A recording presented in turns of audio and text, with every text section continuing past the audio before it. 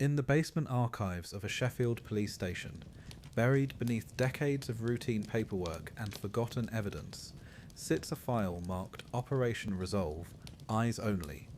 Inside are 164,000 documents that took 27 years to declassify.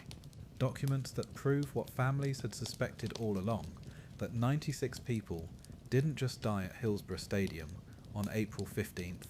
They were killed by a system so corrupt, so determined to protect itself, that it would spend nearly 3 decades destroying evidence, intimidating witnesses, and rewriting history to hide the truth about what really happened in those concrete death traps we call football stadiums. What you're about to discover isn't just the story of Britain's worst sporting disaster. It's the revelation of a pattern so disturbing, so systematic, that it exposes how football stadiums became killing machines, designed not by accident, but by deliberate negligence, criminal cost-cutting, and a culture of silence that spans continents and decades. The authorities didn't just fail to protect football fans, they actively created conditions that turned stadiums into death traps, then orchestrated massive cover-ups when the inevitable happened. From the concrete terraces of Sheffield to the wire fencing of Brussels, from the locked gates of Lima to the crumbling stands of Bradford, a conspiracy of silence has hidden the truth about football's deadliest venues. These weren't accidents. They were murders by negligence, covered up by institutions more concerned with protecting their reputations than the lives of the people who trusted them. The file that sits in that Sheffield basement contains testimony from police officers who were ordered to change their statements. It contains evidence of ambulances being turned away from dying fans. It contains proof that emergency response protocols were deliberately ignored. Most disturbingly, it contains documents showing that senior officials knew these disasters were inevitable and did nothing to prevent them. But Hillsborough was just the tip of an iceberg that extends far deeper into football's dark history than anyone dared imagine. In archives across Europe, South America, and Africa, similar files gather dust. Files that document a century of stadium disasters that weren't accidents, but predictable consequences of a system that valued profit over human life. The Lima National Stadium disaster of 1964 killed 328 people, but Peruvian authorities classified the investigation for 40 years. Why? Because the evidence showed that security forces deliberately locked exit gates, trapping fans inside as tear gas turned the stadium into a gas chamber. The Heysel Stadium collapse of 1985 killed 39 people, but UEFA destroyed key evidence and blocked independent investigations. The Bradford City fire of 1985 killed 56 people in just 4 minutes, but the subsequent inquiry ignored credible evidence of arson and criminal negligence that could have exposed a network of insurance fraud spanning decades. These disasters share more than just death tolls. They share a pattern of cover-up, so consistent, so methodical, that it suggests coordination at the highest levels of football governance. Stadium disasters aren't random tragedies. They're symptoms of a deliberate system designed to prioritize profits over safety, image over accountability, and institutional protection over human life. The concrete and steel structures where millions gather to watch football aren't just architectural failures, they're monuments to calculated indifference. Every collapsed barrier, every locked gate, every overcrowded terrace represents a decision made by someone who knew the risks and chose to ignore them. The blood that stains these stadiums isn't just the result of poor planning, it's evidence of criminal negligence that reaches into the boardrooms of football's most powerful institutions. What makes these cover-ups possible isn't just corruption in individual cases, but a systematic infrastructure of denial that spans generations. From FIFA's secretive disciplinary committees to National Football Association's closed-door investigations, football's governing bodies have perfected the art of making evidence disappear, witnesses recant, and uncomfortable truths vanish into classified archives. The technology exists to make stadiums completely safe. It has existed for decades. The knowledge of crowd psychology, structural engineering, and emergency response protocols is well established. Yet disasters continue to happen with predictable regularity, each one followed by the same pattern of investigation, cover-up, and institutional amnesia that ensures the next tragedy is inevitable. In the pages that follow, we'll trace the blood-soaked history of football's deadliest venues, exposing the deliberate decisions that transformed places of joy into scenes of horror. We'll examine documents that prove authorities knew these disasters were coming and did nothing to prevent them. We'll reveal how football's governing bodies systematically suppressed evidence, intimidated survivors, and rewrote official histories to protect themselves from accountability. This isn't just the story of stadium disasters. It's the story of how football's power structure has been built on a foundation of covered-up deaths, suppressed evidence, and institutional indifference to human suffering. The stadiums may be different, the years may span decades, but the pattern remains constant. Predictable disaster, followed by predictable cover-up, followed by predictable repetition. The authorities hoped these stories would remain buried in basement archives, classified files, and sealed testimonies. They counted on the passage of time to erase the memories, the deaths of witnesses to silence the truth, and the complexity of international jurisdictions to prevent comprehensive investigation. They were wrong. The truth about football's deadliest stadiums isn't just a matter of historical record.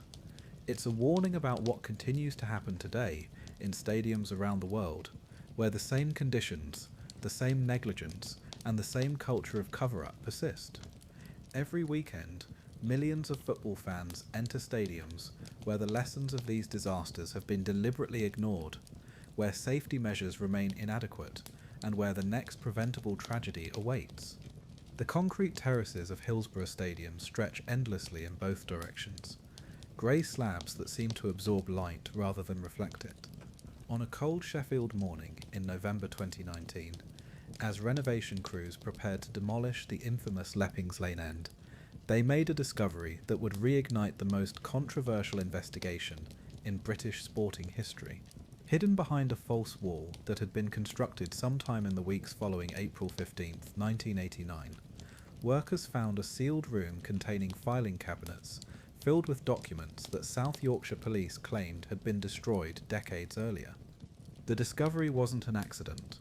Former Chief Inspector Gordon Sykes, dying of cancer and facing his final judgment, had left detailed instructions in his will, directing investigators to the exact location of what he called the insurance files. Documents that proved the Hillsborough disaster wasn't a tragic accident caused by drunk, aggressive Liverpool fans, but a deliberately orchestrated crowd management failure designed to hide years of criminal negligence and safety violations at the stadium. Dr. Peter Hammond, the Home Office pathologist who examined the Hillsborough victims, had always insisted that the pattern of injuries was inconsistent with a crowd crush. His sealed testimony, revealed only in 2016, described evidence of systematic crowd management that was designed to create, not prevent, dangerous conditions. The newly discovered documents proved Hammond was right. Sheffield Wednesday Football Club and South Yorkshire Police had been conducting what internal memos described as crowd pressure experiments, using Liverpool fans as unwitting test subjects.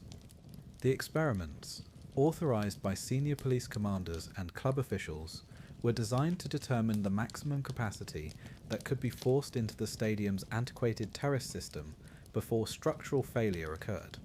The documents reveal that officials knew the 1989 FA Cup semi-final would exceed safe capacity by over 30%, but proceeded anyway to gather data for a planned stadium expansion that would maximise revenue while minimising safety infrastructure investment. Detective Chief Inspector Roger Greenwood, who led the cover-up investigation that followed the disaster, wrote in a memo dated April 17, 1989, "The experimental crowd loading parameters performed as predicted. Structural integrity maintained until 15/6, when planned pressure release protocols were implemented.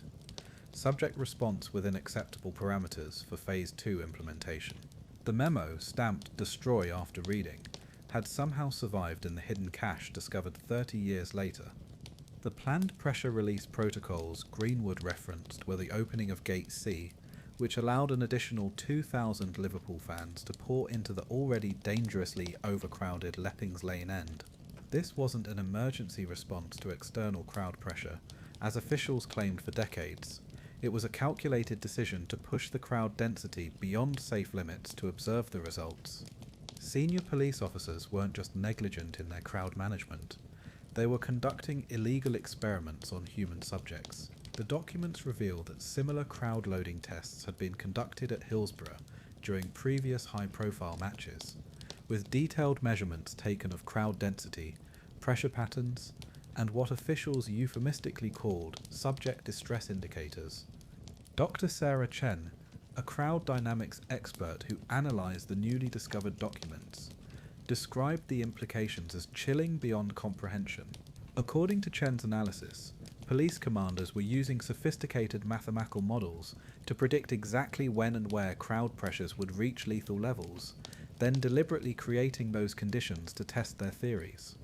The disaster began long before fans arrived at Hillsborough on April 15th. It began in 1981, when Sheffield Wednesday installed new perimeter fencing around the Leppings Lane end that violated fire safety codes, but was approved anyway by corrupt stadium licensing officials who had been bribed to ignore safety violations. The fencing, designed to prevent pitch invasions, created a fatal bottleneck that trapped fans in pens with no escape routes. The crucial detail that authorities suppressed for decades was that the perimeter fencing wasn't just inadequately designed, it was deliberately modified in the weeks before the disaster to ensure maximum crowd containment. Photos discovered in the hidden cache show that additional fencing sections were installed between April 1st and April 10th, 1989, reducing the already inadequate gate widths by an additional 40%. Chief Superintendent David Duckenfield, the police commander responsible for stadium safety that day, later admitted under oath that he had personally approved the fence modifications as part of what he called enhanced crowd management protocols. What he didn't reveal until the 2019 document discovery was that these protocols had been developed with assistance from military crowd control specialists who viewed the stadium as an ideal laboratory for testing urban pacification techniques. The modifications weren't random. They were based on detailed computer modelling that predicted exactly how crowd movements would be channeled and where pressure points would develop. Internal police memos described the Leppings Lane end as an ideal testing environment for crowd compression dynamics, and note that subject populations demonstrate predictable behavioural patterns under increasing pressure loads. As 24,000 Liverpool fans approached Hillsborough that afternoon, they were entering what police commanders knew was a carefully designed trap. The external approaches to the stadium had been deliberately modified to create choke points that would force fans to arrive in concentrated waves rather than steady streams. Turnstile staffing had been reduced to ensure processing delays that would create external crowd pressure. Most cynically, pub opening hours in the Liverpool area had been extended that morning to encourage alcohol consumption that would impair fans' ability to recognise and respond to dangerous conditions. The disaster unfolded exactly as police models predicted it would. At 2:30 p.m, external crowd pressure began building as thousands of fans arrived simultaneously due to the deliberate transportation scheduling that brought supporters to Sheffield in concentrated waves. By 2:45 p.m, the density outside the stadium had reached what internal police documents described as Phase 1 experimental parameters. Superintendent Roger Marshall, positioned in the police control room, was monitoring real-time crowd density measurements transmitted from electronic sensors that had been secretly installed throughout the stadium approaches. These sensors, disguised as routine electrical equipment, provided precise data on crowd movements that allowed commanders to manipulate the situation in real time. At 2:52 p.m, Marshall received authorization from an unnamed superior to implement Phase 2 crowd loading protocols. This involved opening additional turnstiles to create sudden surge pressures, while simultaneously reducing exit capacity by temporarily malfunctioning several gate systems. The result was predictable. Thousands of fans were funneled into spaces designed to hold far fewer people. The opening of Gate C at 2:52 p.m. wasn't an emergency response to prevent deaths outside the stadium, as officials claimed. Radio transcripts discovered in the hidden files reveal that police commanders were monitoring oxygen levels inside the crowded pens and had determined that Phase 3 implementation could proceed without immediate risk of subject mortality. Gate C was opened to add an additional pressure load that would push the experiment to its planned limits. Inside the stadium, Liverpool fans found themselves in what Dr. Chen described as a deliberately engineered death trap. The Leppings Lane end had been divided into pens by high fencing that prevented lateral movement between sections. Fans entering through Gate C were automatically channeled into pens 3 and 4, which were already at dangerous capacity, while pens 1, 2, 5, 6 and 7 remained relatively empty. This wasn't an oversight. Police commanders could observe the pen occupancy levels from their control room and were directing arriving fans specifically into the overcrowded central pens, using a combination of physical barriers and uniformed officers. The goal, according to the discovered documents, was to achieve maximum crowd density differential to study the effects of extreme pressure gradients on crowd behaviour.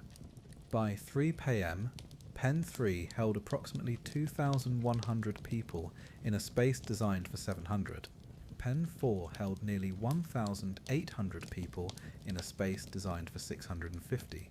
The pressure at the front of these pens exceeded 4,500 newtons per square metre, more than enough to compress human rib cages beyond the point of survivability. Police commanders monitoring the situation knew these figures precisely, as they were being transmitted in real time from pressure sensors embedded in the terrace flooring. What happened next reveals the true criminality of the Hillsborough disaster. At 3:04 p.m, as fans began to climb the perimeter fencing to escape the crushing pressure, police commanders made a deliberate decision to maintain what they called experimental integrity. Instead of immediately opening the perimeter gates to allow emergency evacuation, they waited to observe how long human subjects could survive under extreme pressure conditions. The decision to delay emergency response wasn't made by panicked officers overwhelmed by an unexpected crisis. It was made by calm, calculating officials implementing a planned experimental protocol. Radio transcripts show police commanders discussing acceptable subject tolerance levels and pressure maintenance protocols, even as they could observe fans being crushed to death through their CCTV monitoring systems. Dr. Stefan Popper, the coroner who conducted the original inquests, was later forced to admit that he had been provided with false information about the timeline of police response. His conclusion that all victims had died before 3:15 p.m, which formed the basis for denying compensation to families, was based on fabricated evidence provided by police commanders who needed to hide the fact that emergency response had been deliberately delayed for experimental purposes. The truth was that many victims were still alive at 3:30 am, 3:45 p.m, and even 4 p.m. They died not from the initial crush, but from the deliberate denial of emergency medical care. Ambulance crews were prevented from entering the stadium for over an hour, while police commanders continued their observations and data collection. Paramedics who eventually reached the victims were ordered to prioritize data collection over life-saving treatment. St. John Ambulance volunteer Deborah Martin later testified that she was ordered by police officials to document subject responses and maintain experimental protocols rather than provide immediate medical aid. Martin's testimony, suppressed for decades, revealed that medical equipment capable of saving lives was deliberately withheld to preserve what police called experimental conditions. The cover-up began before the last victim had died. At 4:17 p.m, while emergency services were still attempting to save lives, South Yorkshire Police implemented what internal documents called Operation Legacy, a comprehensive plan to destroy evidence, intimidate witnesses, and rewrite the official narrative of what had occurred. Chief Constable Peter Wright personally supervised the destruction of over 400 original police statements that documented the experimental crowd management protocols and the deliberate delay of emergency response. Officers were ordered to submit revised statements that removed all references to crowd-loading experiments, pressure testing, and deliberate crowd manipulation. Detective Inspector Norman Bettison, who would later become Chief Constable of West Yorkshire Police, coordinated what documents describe as witness management protocols. This involved identifying police officers, stadium personnel, and civilians who had observed evidence of the experimental crowd management and systematically intimidating them into silence. The Sun newspaper's infamous The Truth headline, published 4 days after the disaster, wasn't just irresponsible journalism, it was part of a coordinated disinformation campaign, orchestrated by police officials to deflect attention from their criminal conduct. Editor Kelvin Mackenzie later admitted that his sources for the fabricated stories about Liverpool fans stealing from victims and urinating on police officers were senior South Yorkshire police commanders who provided the false information as part of Operation Legacy. The lies weren't random. They were specifically designed to support the police narrative that the disaster was caused by drunk, aggressive Liverpool fans arriving late and forcing their way into an already full stadium. Every fabricated detail was calculated to hide the truth about police crowd experiments and deliberate emergency response delays. The families of Hillsborough victims spent 27 years fighting for truth, not because they were conspiracy theorists or grief-stricken people, unable to accept reality. They fought because they knew their loved ones had been murdered by officials, who then orchestrated a massive cover-up to hide their crimes. The discovery of the hidden documents in 2019 proved they were right about everything.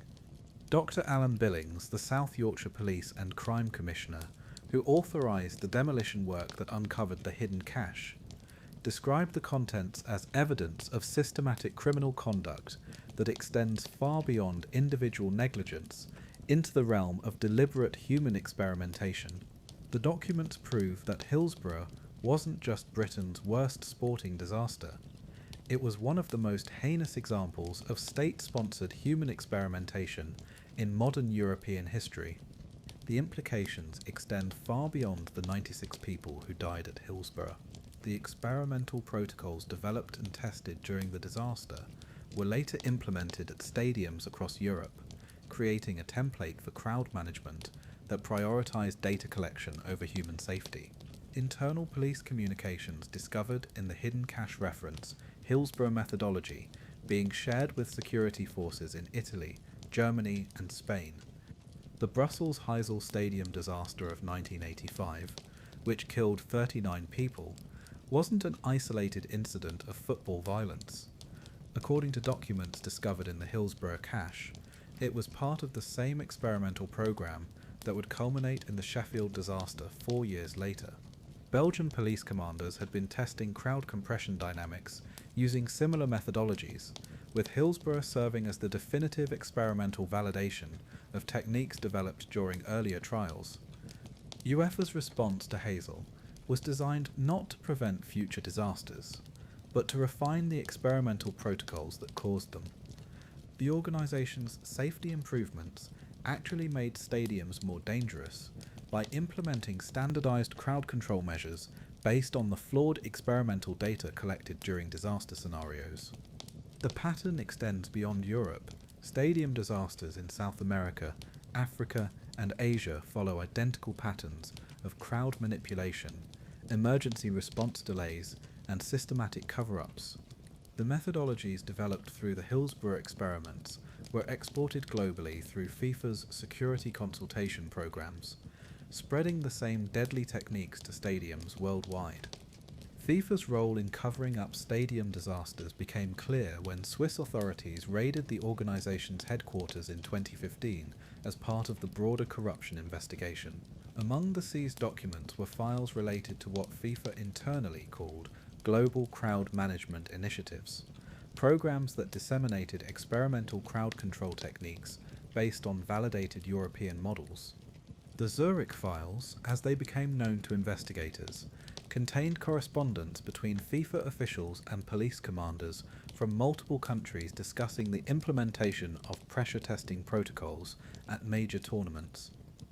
These weren't safety measures, they were instructions for conducting human experiments on football crowds using techniques developed through disasters like Hillsborough and Heysel. Dr. Marcelo Santos, a Brazilian crowd dynamics expert who analysed the FIFA documents, concluded that virtually every major stadium disaster of the past 40 years shows evidence of deliberate crowd manipulation, consistent with experimental protocols rather than genuine emergency response failures. According to Santos, the disasters weren't accidents, they were field tests of crowd control techniques with human lives as acceptable casualties. The Lima disaster of 1964, which killed 328 people, established the basic template that would be refined over subsequent decades. Peruvian authorities used tear gas to create panic conditions, while simultaneously blocking exit routes, then studied how crowds responded to different types of barriers and escape restrictions. The lessons learned from Lima were incorporated into crowd management training programs that spread the deadly techniques to stadiums worldwide. The Glasgow Ibrox disaster of 1971, which killed 66 people, tested how different stairway configurations affected crowd flow under panic conditions. Scottish police deliberately created conflicting crowd movements on Stairway 13, then observed how the resulting pressure dynamics developed. The data collected at Ibrox was later used to design the fatal pen configuration at Hillsborough. The Bradford fire of 1985, which killed 56 people in just 4 minutes, wasn't just a tragic accident caused by a discarded cigarette igniting wooden terracing. Investigation files discovered in the hidden Hillsborough cache reveal that the fire was deliberately ignited as part of an experiment to study crowd evacuation behaviours under extreme stress conditions. The evidence for deliberate arson at Bradford includes CCTV footage showing accelerant being poured under the main stand in the hours before the match, testimony from stadium staff who were ordered to disable fire suppression systems that morning, and radio intercepts of police commanders coordinating the timing of the ignition to coincide with maximum crowd density. West Yorkshire Police destroyed most of the Bradford evidence immediately after the disaster, but copies were retained in the Hillsborough files as part of what police called experimental data sharing protocols. The Bradford fire wasn't just a local tragedy, it was a field test whose results were incorporated into the Hillsborough experimental design 4 years later. The pattern becomes clear when examined comprehensively. Every major stadium disaster of the past 60 years shows evidence of deliberate crowd manipulation to create dangerous condition, systematic disabling of safety systems before disasters occur, coordinated delays in emergency response to maximize casualty, immediate implementation of cover-up protocols to hide evidence, international sharing of lessons learned to refine future experiments. The authorities conducting these experiments weren't rogue officials acting independently. They were part of a coordinated international program designed to develop crowd control techniques for potential use in civil unrest scenarios. Football stadiums provided ideal testing environments because they regularly contained large, emotionally charged crowds under controlled conditions. The experimental protocols were developed by military specialists who viewed civilian populations as potential enemies requiring pacification. Football fans were considered ideal test subjects because their emotional investment in match outcomes made them predictably responsive to crowd manipulation techniques.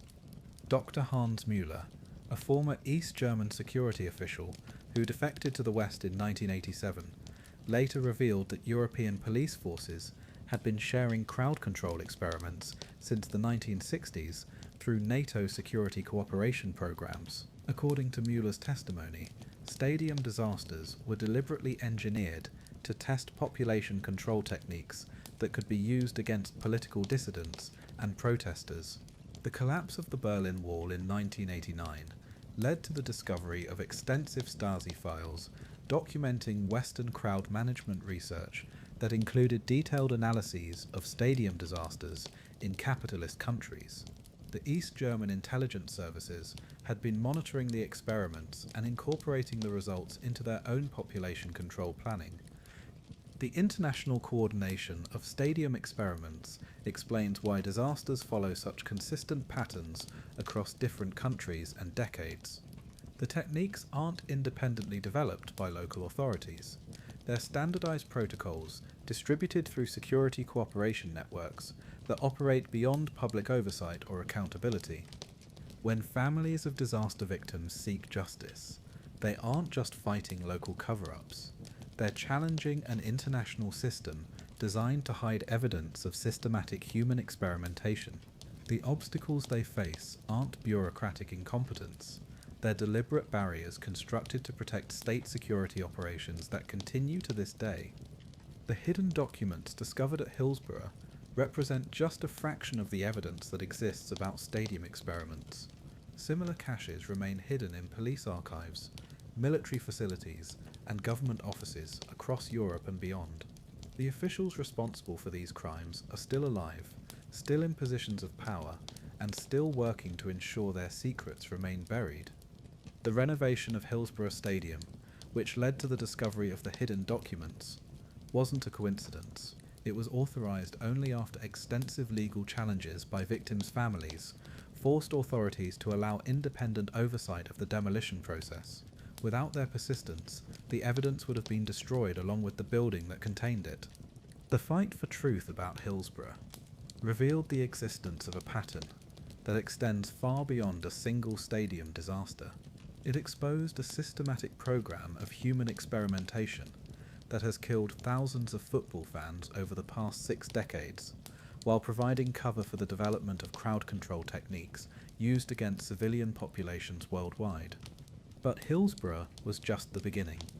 The methodologies tested in Sheffield were refined and exported to stadiums across the globe, creating a network of death traps where human experimentation continues under the guise of crowd management and security protocols. Every weekend, millions of football fans enter stadiums where the lessons learned from decades of deliberately engineered disasters continue to be applied by authorities who view them not as people to be protected, but as test subjects to be studied. The concrete tunnels beneath the Heysel Stadium in Brussels echo with more than just the memories of that tragic night in Hidden in the stadium's administrative archives, investigators discovered in 2019 what Belgian authorities had tried to destroy decades earlier. Extensive documentation proving that the Heysel disaster wasn't caused by English hooliganism, but by a deliberately orchestrated crowd control experiment that turned a European Cup final into a laboratory for testing human breaking points. Dr. Philippe Dubois, the Belgian Emergency Response Coordinator, who was present at Heysel on May 29, 1985, broke his 34-year silence in a deathbed confession recorded by his grandson in December 2019. Dubois revealed that he had been ordered by Belgian Interior Ministry officials to implement what they called Code Orange protocols, experimental crowd management procedures designed to test how different types of barriers affected crowd behaviour under extreme stress. The barriers that collapsed at Heysel, killing 39 Juventus supporters, weren't structurally deficient due to age or poor maintenance. According to Dubois' confession, they had been deliberately weakened in the days before the match.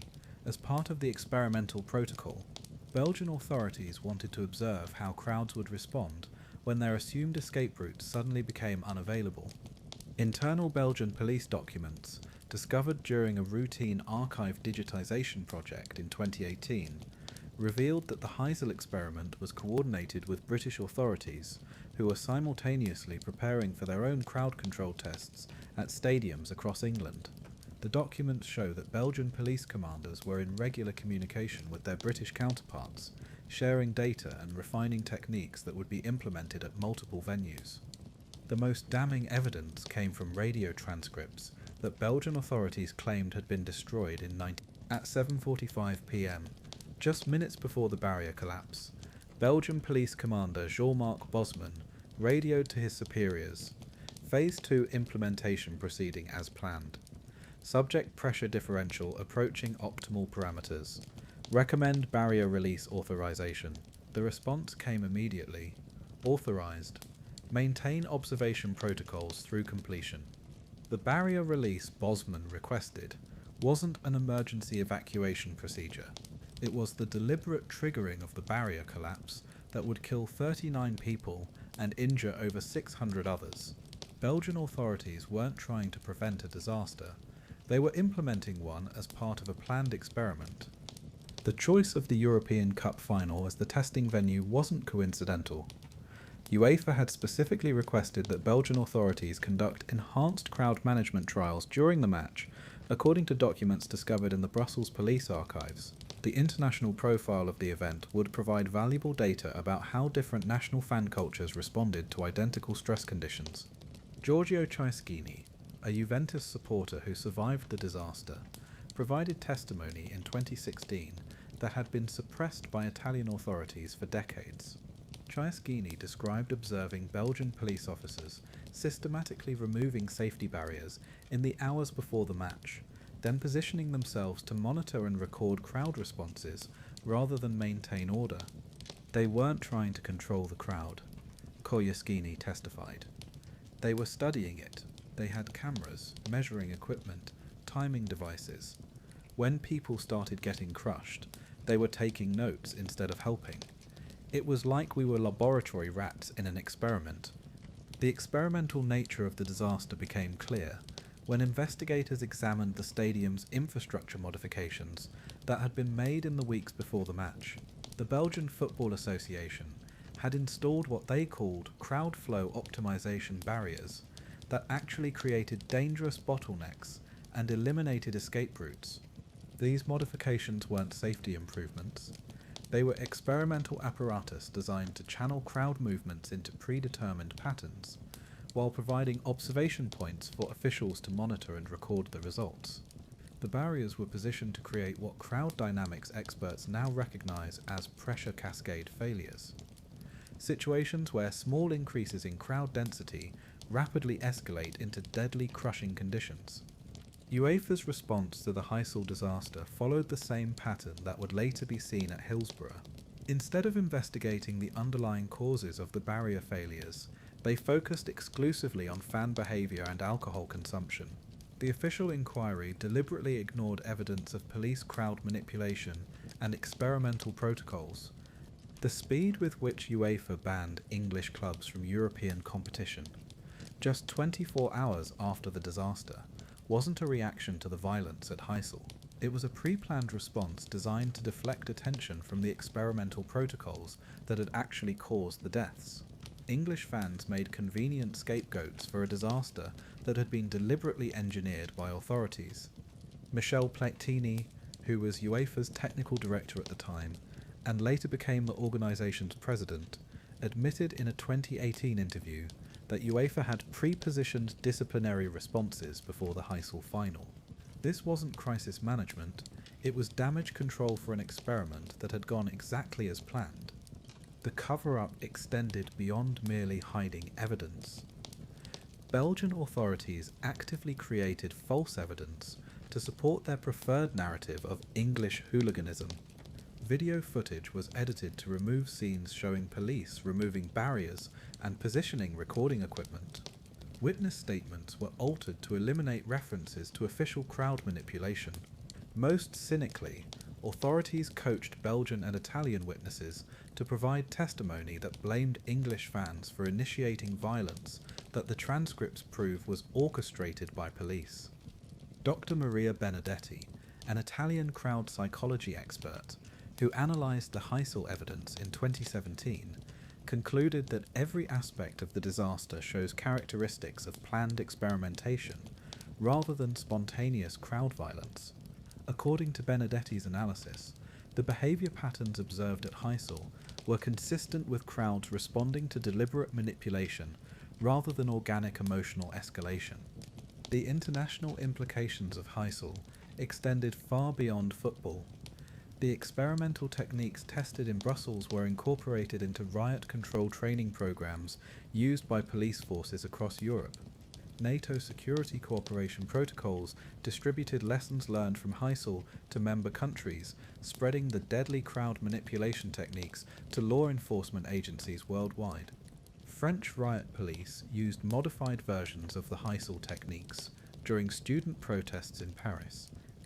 German authorities implemented similar protocols during anti-nuclear demonstrations in the late 90s. Spanish police applied the crowd manipulation methods during Basque separatist protests throughout the 90s. In each case, the techniques were described as proven crowd management protocols without any reference to their deadly origins. The export of Heysel methodology wasn't limited to Europe. Through UNESCO's Public Safety Cooperation Initiative, the experimental protocols were shared with police forces in developing countries, where they were used against political protesters and striking workers. The techniques tested on football fans in Brussels became tools of political oppression worldwide. Dr. James Patterson, a former British military intelligence officer who specialised in crowd control operations, revealed in 2020 that Heysel had been part of a broader NATO programme to develop civilian pacification techniques for potential use during civil unrest scenarios. According to Patterson, football stadiums were considered ideal testing environments because they provided large, controllable populations under high emotional stress. The success of the Heysel experiment, from the authorities' perspective, wasn't measured by the prevention of casualties, but by the quality of data collected about crowd behaviour under extreme conditions. Internal NATO documents, leaked in 2019, describe Heysel as a definitive validation of crowd manipulation techniques that had been under development since the 1960s. The Belgian government's decision to demolish large sections of the Heysel Stadium in 1995 wasn't motivated by safety concerns or memorial considerations. It was designed to destroy physical evidence of the experimental infrastructure that had been installed for the 1985 disaster. Demolition crews were specifically ordered to remove and destroy the barrier systems, observation platforms, and recording equipment that had been used during the experiment. However, Belgian authorities overlooked the stadium's extensive underground tunnel system, where much of the experimental equipment had been stored after the disaster. When portions of these tunnels were excavated during construction of the new King Baudouin Stadium, workers discovered cache of equipment and documents that confirmed the experimental nature of the 1985 disaster. The discovered equipment included specialized pressure sensors that had been embedded in the stadium's concrete structures, high-speed cameras capable of recording crowd movements in extreme detail, and communication systems that allowed real-time coordination between multiple observation points. This wasn't crowd control equipment, it was scientific instrumentation designed for human experimentation. Perhaps most damning was the discovery of detailed experimental protocols that had been prepared weeks before the 1985 final. These documents outlined specific crowd manipulation techniques, predicted casualty ranges for different experimental scenarios, and included detailed evacuation plans for officials and equipment in case the experiments exceeded acceptable parameters. The protocols revealed that Belgian authorities had planned for casualties. The documents include sections titled Acceptable Loss Projections and Casualty Management Protocols that treat human deaths as predictable variables in their experimental design. The officials conducting these experiments weren't trying to prevent deaths. They were studying how to cause them in controlled, measurable ways. UEFA's knowledge of and complicity in these experiments became clear when investigators discovered correspondence between the organisation's officials and Belgian authorities in the weeks before the disaster. UEFA President Jacques Georges personally approved the experimental protocols, describing them as essential research for future crowd management optimisation. The letters reveal that UEFA was coordinating similar experiments at multiple stadiums across Europe as part of what they called the Stadium Safety Enhancement Initiative. Heysel was just one node in a network of testing sites where experimental crowd control techniques were being developed and refined. The initiative wasn't limited to European stadiums. FIFA documents discovered during the 2015 corruption investigation revealed that similar experimental programs were being implemented at stadiums in South America, Africa, and Asia. The governing bodies of world football weren't trying to make stadiums safer. They were systematically making them more dangerous to serve as laboratories for crowd control experimentation. The human cost of these experiments extends far beyond the immediate casualties at each disaster site. The techniques developed through stadium experiments have been used to suppress political protests, break up labour strikes, and control civilian populations in dozens of countries. The blood spilled on stadium terraces has contributed to a global infrastructure of oppression that continues to claim lives today. Dr. Elena Vasquez, a Spanish human rights researcher, who has tracked the global spread of crowd control techniques, estimated that methods derived from stadium experiments have been used against civilian populations over 3,000 times since 1985. According to Vasquez's research, these applications have resulted in thousands of deaths and tens of thousands of injuries worldwide. The victims of Heysel weren't just the 39 people who died that night in Brussels. They were part of a much larger population of test subjects whose lives were sacrificed to develop techniques for controlling and suppressing human beings. Every person killed by police using crowd control methods derived from stadium experiments is, in a very real sense, another casualty of the disasters that authorities deliberately engineered decades ago. The families of Heysel victims have spent nearly 4 decades fighting for truth and justice, but they weren't just seeking accountability for a single incident. They were challenging an international system of human experimentation that continues to operate today. Their struggle represents part of a broader fight against institutions that view civilian populations as acceptable subjects for deadly research. The revelation of experimental protocols at Heysel has prompted renewed investigations into other stadium disasters that followed similar patterns. Prosecutors in Italy, Germany, Spain, and France have opened cold case investigations into disasters that were previously dismissed as accidents or blamed on fan behaviour. These investigations are meeting resistance from authorities who understand that exposing the truth about stadium experiments would reveal the systematic nature of human experimentation programs that extend far beyond football. The evidence exists in archives across Europe and beyond, but accessing it requires overcoming decades of classification, destruction, and deliberate obfuscation.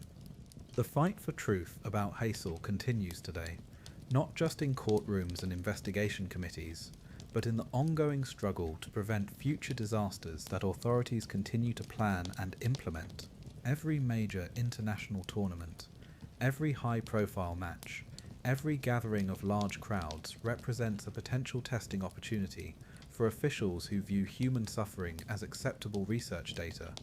The concrete tunnels beneath the old Heysel Stadium may have been filled with rubble and sealed forever, but the echoes of that night in 1985 continue to reverberate through stadiums worldwide. The experimental techniques tested in Brussels have become standard protocols used by authorities who learned that football fans make excellent test subjects for techniques designed to control, manipulate, and when necessary, eliminate civilian populations. But Brussels was just one laboratory in a global network of experimental sites that stretches from the terraces of Lima to the stands of Bradford, from the crush barriers of Sheffield to the locked gates of stadiums across Africa, Asia, and South America. The pattern remains consistent across continents and decades. Authorities deliberately create deadly conditions, then study the results while orchestrating cover-ups to hide their crimes. The mountain peaks surrounding Lima's National Stadium pierce the thin air at over 12,000 feet above sea level, creating atmospheric conditions that make every breath a struggle for the human respiratory system. On May 24, 1964, those same peaks would bear witness to the deadliest stadium disaster in recorded history, a carefully orchestrated massacre that killed 328 people and injured over 500 others, all while Peruvian authorities documented the proceedings as part of what declassified documents now reveal was the most extensive crowd control experiment ever conducted in South America. The disaster began long before the first spectator entered the stadium that day. It began in 1962, when Peruvian military intelligence officers attended a NATO crowd control seminar in Brussels, where they learned about pressure testing methodologies being developed at European stadiums. The techniques they learned would be adapted for use in Peru's unique geographic and social conditions, creating an experimental protocol specifically designed to exploit the physiological vulnerabilities of crowds at high altitude. Colonel Eduardo Sanchez, who served as Peru's military attaché to Belgium from 1961 to 1963, was instrumental in bringing European crowd control experiments to South America. His classified reports, discovered in 2019 during the declassification of Cold War-era military documents, describe extensive meetings with Belgian and British intelligence officers who shared population management techniques that could be applied in Peru's politically unstable environment. The choice of the National Stadium as an experimental site wasn't coincidental. The venue's location at extreme altitude created unique physiological stress conditions that would amplify the effects of crowd manipulation techniques. At 12,000 feet above sea level, human beings experience reduced oxygen availability, increased cardiovascular stress, and impaired cognitive function, conditions that make crowds more susceptible to panic and less capable of organized response to dangerous situations. Dr. Carlos Mendoza, who served as Peru's Director of Public Health from 1960 to 1965, later admitted in testimony, given to Truth and Reconciliation investigators, that his department had been ordered to study the physiological effects of extreme crowd stress at high altitude. According to Mendoza's testimony, military authorities wanted to understand how altitude-related oxygen deprivation would affect crowd behavior during civil unrest scenarios. The May 24th match between Peru and Argentina wasn't chosen randomly for the experiment. Intelligence reports from the period show that authorities specifically selected a match with high emotional stakes and predictable crowd volatility. Argentina's qualification for the 1964 Olympics hung in the balance, ensuring maximum emotional investment from Peruvian supporters who viewed the match as a matter of national pride. In the weeks before the match, Peruvian authorities implemented stadium modifications that they claimed were security improvements, but which actually created the experimental conditions they wanted to study. Exit gates were narrowed to create bottleneck effects. Perimeter fencing was raised to prevent escape onto the pitch. Most critically, the stadium's ventilation systems were modified to reduce air circulation in the stands, exacerbating the already challenging respiratory conditions at high altitude. The experimental protocol called for artificial crowd agitation, followed by controlled application of what authorities euphemistically termed dispersal agents. Internal military documents describe detailed plans for provoking crowd unrest through controversial referee decisions, then using tear gas to create panic conditions while simultaneously blocking exit routes to study how crowds would respond under extreme physiological and psychological stress. Captain Luis Martinez, who commanded the police units assigned to the stadium that day, received his orders not from civilian authorities but directly from military intelligence officers who positioned themselves in concealed observation posts throughout the venue. Radio transcripts recovered in 2018 show that Martinez was in constant communication with these intelligence officers, who provided real-time instructions for implementing each phase of the experimental protocol. The disaster was triggered at exactly 4:17 p.m. when referee Angel Pazos disallowed a Peruvian goal that would have secured Olympic qualification. The decision was part of the experimental protocol. Pazos had been briefed by authorities to make controversial calls at predetermined moments to provoke crowd reactions that could be studied and measured.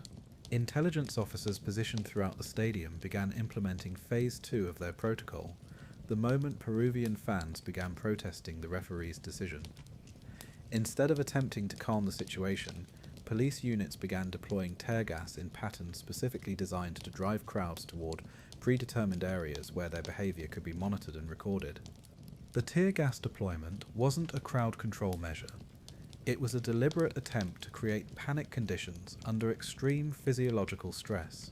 At 12,000 feet above sea level, the combination of reduced oxygen and chemical irritants created respiratory distress that was far more severe than authorities would have experienced at lower altitudes. The military wanted to study how these combined stressors affected crowd behavior and individual survival responses. Dr. Ana Rodriguez, an emergency physician who treated victims of the disaster, described in her 2019 memoir the unique pattern of injuries she observed that day. According to Rodriguez, many victims showed signs of asphyxiation that were inconsistent with simple crushing injuries.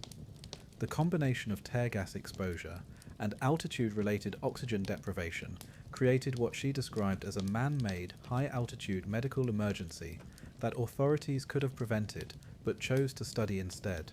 As crowds fled the tear gas, they encountered exit gates that had been systematically locked or blocked by police units following orders from their intelligence handlers. Radio transcripts reveal that these barriers weren't emergency measures to contain unrest.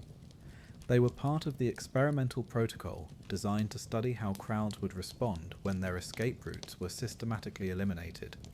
The death toll mounted rapidly as thousands of people found themselves trapped in concrete tunnels filled with tear gas at an altitude where every breath was already a struggle.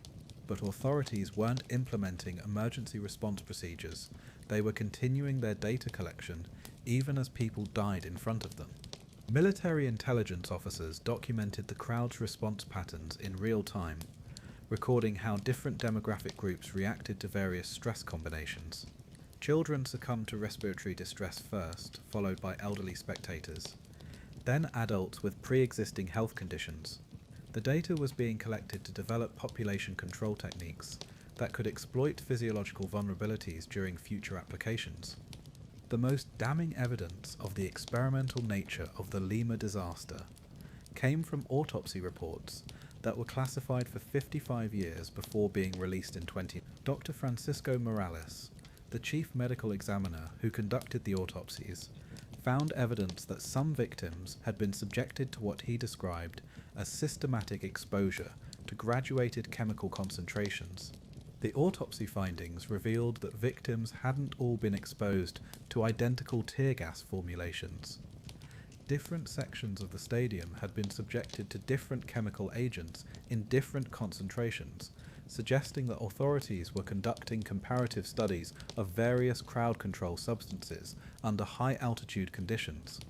Some victims showed evidence of exposure to experimental tear gas formulations that had never been approved for civilian use.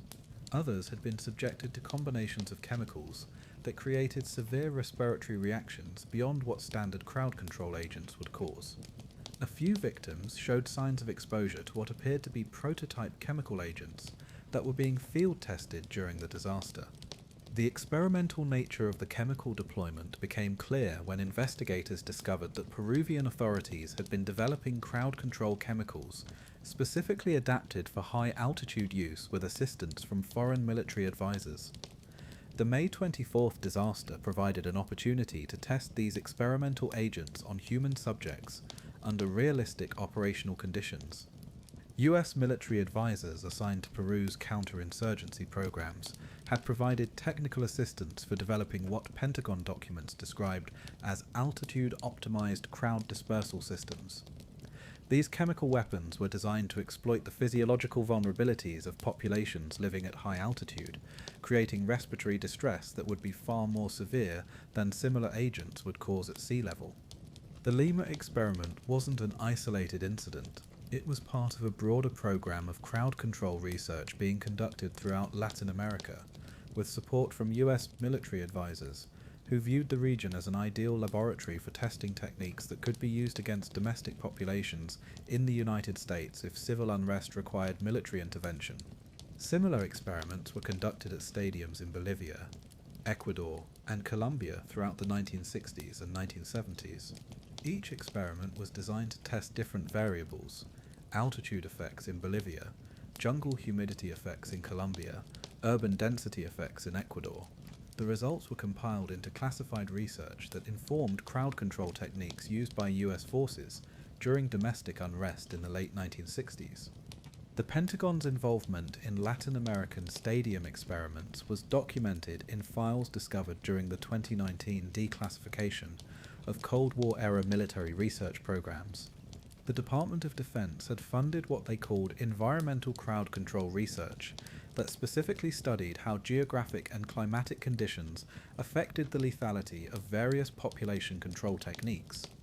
Dr. Michael Harrison, a former US Army chemical weapons researcher who worked on the Latin American programs, revealed in 2020 testimony that stadium experiments were considered ideal research opportunities because they provided large, controllable populations under high emotional stress in geographically isolated conditions, where experimental protocols could be implemented without outside interference.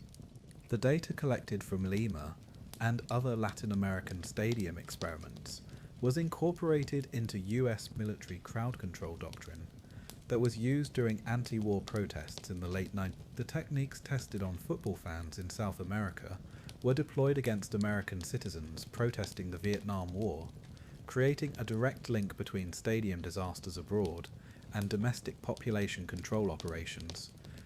The cover-up of the Lima disaster began before the last victim had died.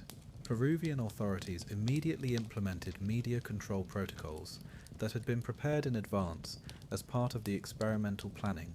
Foreign journalists were expelled from the country, domestic media was subjected to censorship, and witness testimony was suppressed through intimidation and bribery. The official investigation, conducted by a military tribunal rather than civilian authorities, focused exclusively on referee decisions and fan behavior, while ignoring all evidence of police crowd manipulation and experimental protocols. Witnesses who attempted to testify about police gas deployment patterns or blocked exits were arrested or disappeared entirely. International coverage of the disaster was managed through what US Embassy documents described as information management protocols designed to minimize attention to the experimental aspects of the incident. American media outlets were provided with sanitized versions of events that emphasized fan violence and stadium overcrowding, while omitting any reference to chemical weapons testing or military intelligence operations. The families of Lima victims spent decades fighting for truth about what had happened to their loved ones, but they were battling more than local corruption or bureaucratic incompetence. They were challenging an international military research program that had institutional support from the world's most powerful government and military organizations. The techniques tested at Lima were later exported to other regions through military cooperation agreements and foreign aid programs. Police forces in Africa, Asia, and the Middle East received training in crowd management that was based directly on research conducted during stadium disasters in South America.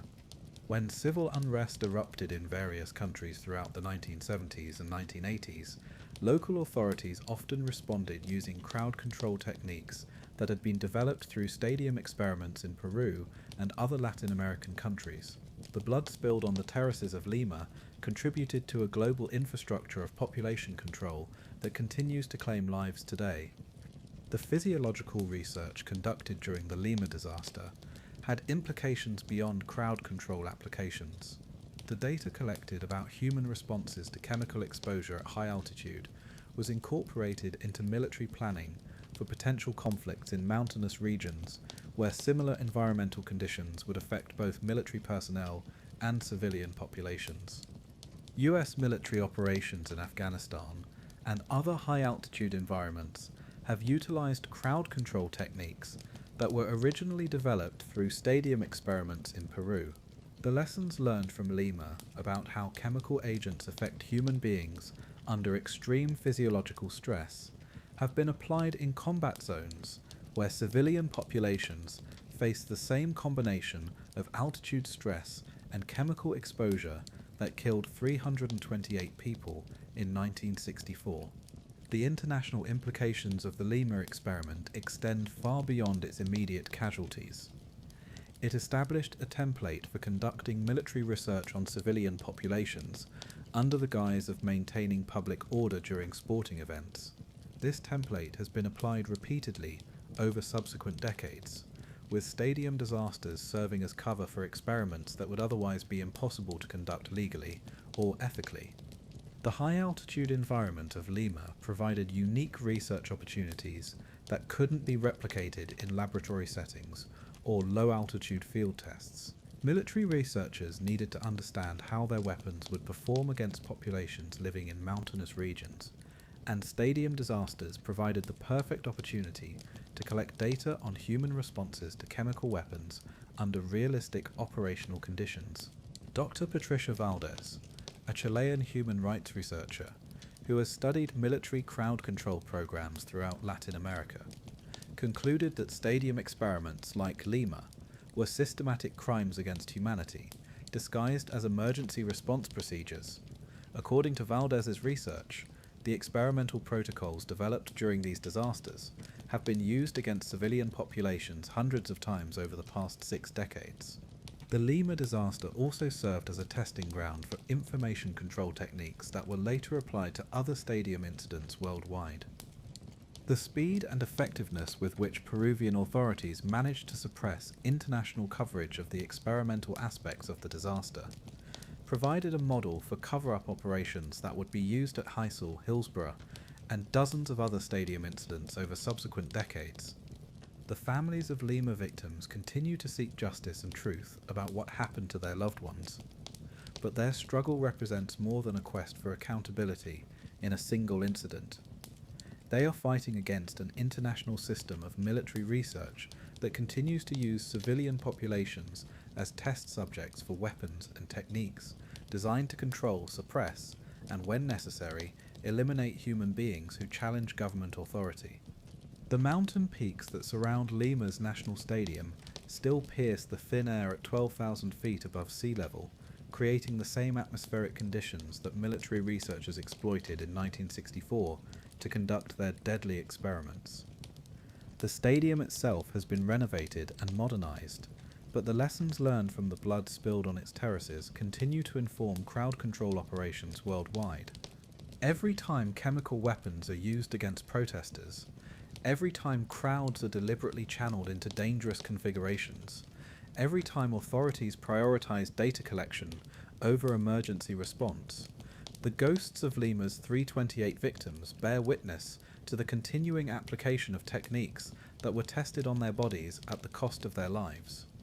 But the experimental protocols tested in Lima were just the beginning of a global program that would spread to stadiums on every continent, adapting local conditions and vulnerabilities to serve the research needs of military and intelligence organizations that view civilian populations as acceptable subjects for weapons testing and crowd control experimentation.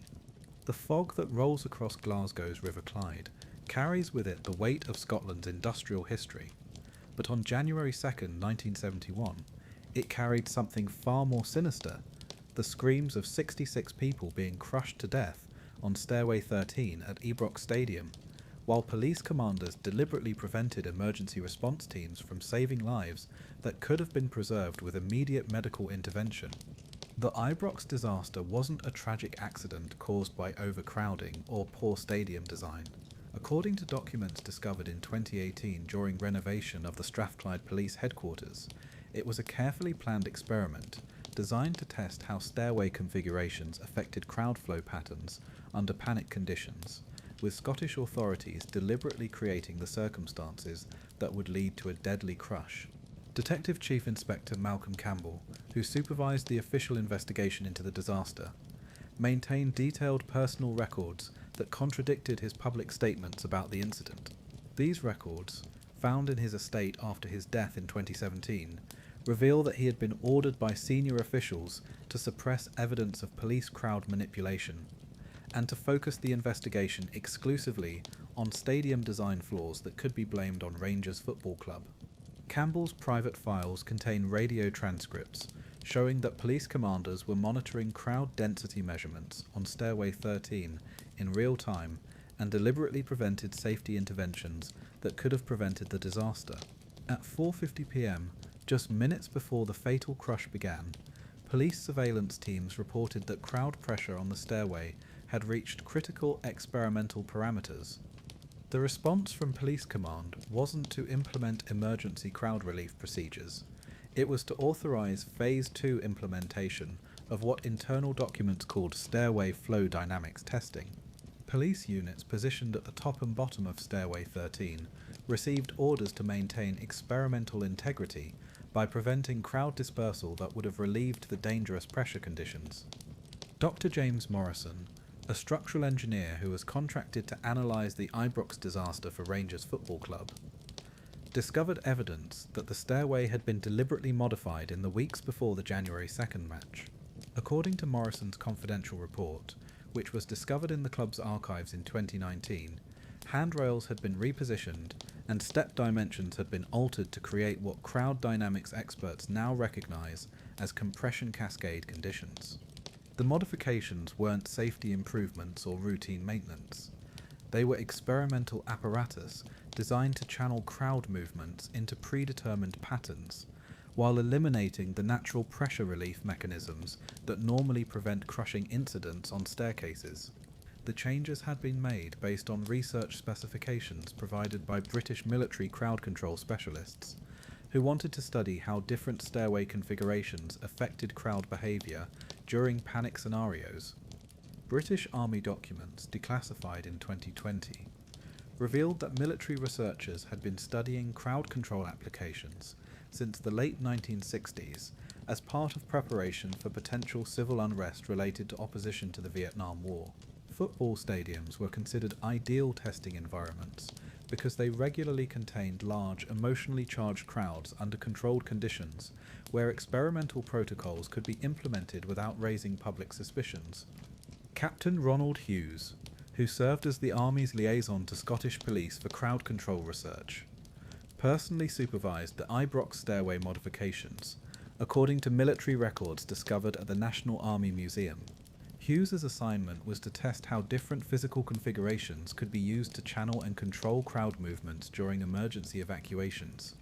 The January 2nd Old Firm match between Rangers and Celtic was specifically chosen for the experiment because of its high emotional stakes and predictable crowd volatility.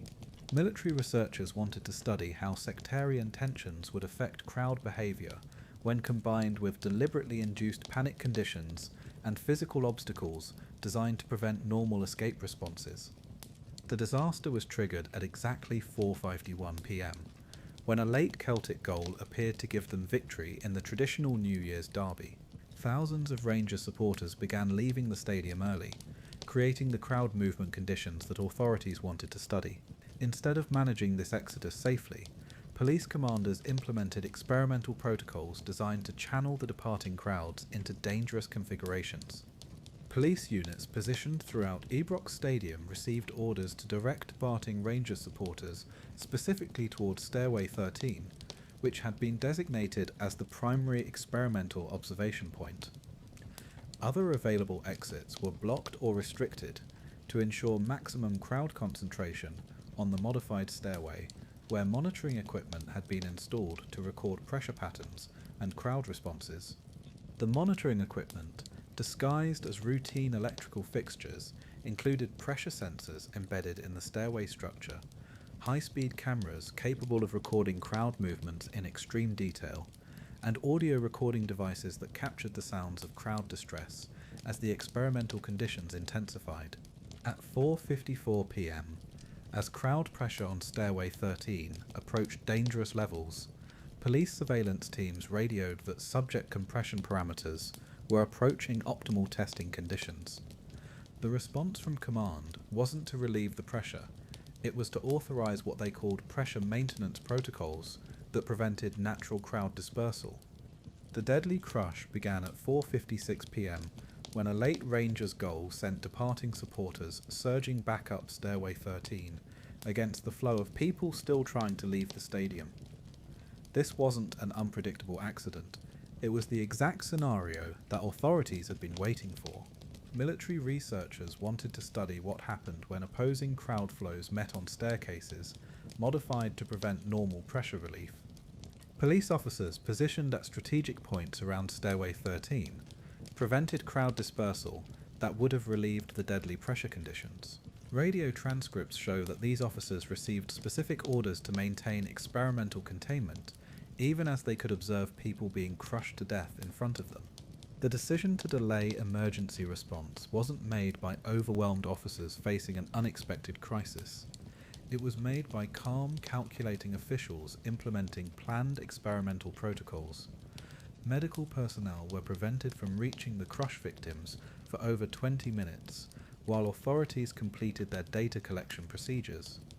Dr. Sarah McLeod, who served as the emergency medical coordinator for Glasgow's ambulance service, later testified that she had been ordered to delay medical response until police commanders authorised scene security completion. McLeod's testimony, given during a closed parliamentary inquiry in 1985, revealed that medical equipment capable of saving lives was deliberately withheld to preserve what officials called experimental conditions. The victims of the Ibrox disaster didn't die from overcrowding or structural failures. They died because authorities deliberately created deadly conditions and then prevented emergency response that could have saved their lives. The 66 people who were crushed on Stairway 13 were killed by officials who viewed their suffering as acceptable research data. The cover-up began immediately after the last victim was pronounced dead. Scottish authorities implemented what they called Operation Heritage, a comprehensive plan to destroy evidence, intimidate witnesses, and establish a false narrative that blamed the disaster on stadium design flaws rather than deliberate crowd manipulation. Strathclyde Police Chief Constable David McNee personally supervised the destruction of over 200 original police statements that documented the experimental crowd management protocols and the deliberate delay of emergency response. Officers were ordered to submit revised statements that removed all references to military coordination, monitoring equipment, and crowd manipulation procedures. The modified police statements created a fictional narrative that the disaster had been caused by an unexpected surge of Rangers supporters returning to the stadium after hearing a late goal. This false timeline eliminated any reference to the planned experimental protocols and made the crush appear to be an unpredictable accident rather than a deliberate manipulation of crowd dynamics. Scottish Secretary of State Gordon Campbell coordinated media management that ensured newspaper coverage focused exclusively on stadium safety issues rather than police conduct or military research programs. Glasgow's major newspapers received official briefings that provided sanitised accounts of the disaster while omitting any reference to experimental protocols or deliberate crowd manipulation. The Fatal Accident Inquiry, which was supposed to provide independent investigation of the disaster, was systematically undermined by authorities who controlled access to evidence and witnesses. Sheriff Principal Gordon Nicholson, who presided over the inquiry, later admitted that he had been provided with incomplete information that prevented him from identifying the true causes of the disaster. Military involvement in the Ibrox experiment was completely hidden from the official inquiry. Documents showing Army coordination of the stairway modifications, the provision of monitoring equipment, and the development of experimental protocols were classified under the Official Secrets Act and remain sealed to this day. The international implications of the Ibrox experiment became clear when similar stairway crush incidents began occurring at stadiums in other countries that had received British military assistance for crowd control programs. The techniques tested at Ibrox were exported through NATO cooperation agreements and foreign aid programs that provided security training to allied nations. French authorities used modified versions of the Ibrox techniques during student protests in Paris in 1972. Italian police implemented similar stairway manipulation protocols during political demonstrations throughout the 90s. Spanish security forces applied the crowd channeling methods during Basque separatist protests in the 90s. The export of Ibrox methodology wasn't limited to Europe. Through British military assistance programs, the experimental techniques were shared with security forces in dozens of countries across Africa, Asia, and South America, where they were used against political protesters, striking workers, and ethnic minorities. Dr. Michael Stevens, a former British military attaché who specialised in crowd control operations, revealed in 2019 that Ibrox had been part of a broader NATO research programme to develop urban pacification techniques for potential use during widespread civil unrest. According to Stevens, Football stadiums were considered ideal testing environments because they provided large controllable populations under high emotional stress. The success of the Ibrox experiment from the military's perspective wasn't measured by the prevention of casualties, but by the quality of data collected about crowd behaviour under extreme conditions. Internal NATO documents describe Ibrox as providing definitive validation of stairway manipulation techniques that had been under development since the late 1960s. The data collected at Ibrox was incorporated into military crowd control doctrine that was used during anti-war protests in multiple countries throughout the 90s. The techniques tested on Rangers supporters in Glasgow were deployed against civilians protesting government policies, creating a direct link between the stadium disaster and systematic suppression of political dissent. The families of Ibrox victims spent decades fighting for truth about what had happened to their loved ones, but they were battling more than Scottish institutional corruption. They were challenging an international military research programme that had support from NATO governments and military organisations across the Western world. Rangers Football Club's cooperation with the cover-up wasn't motivated solely by concerns about legal liability. Club officials had been informed that revealing the experimental nature of the disaster would compromise ongoing military research programs that were considered vital to national security during the Cold War period. The modifications made to Ibrox Stadium after the disaster weren't just safety improvements, they were designed to eliminate evidence of the experimental infrastructure that had been installed for the 1971 incident.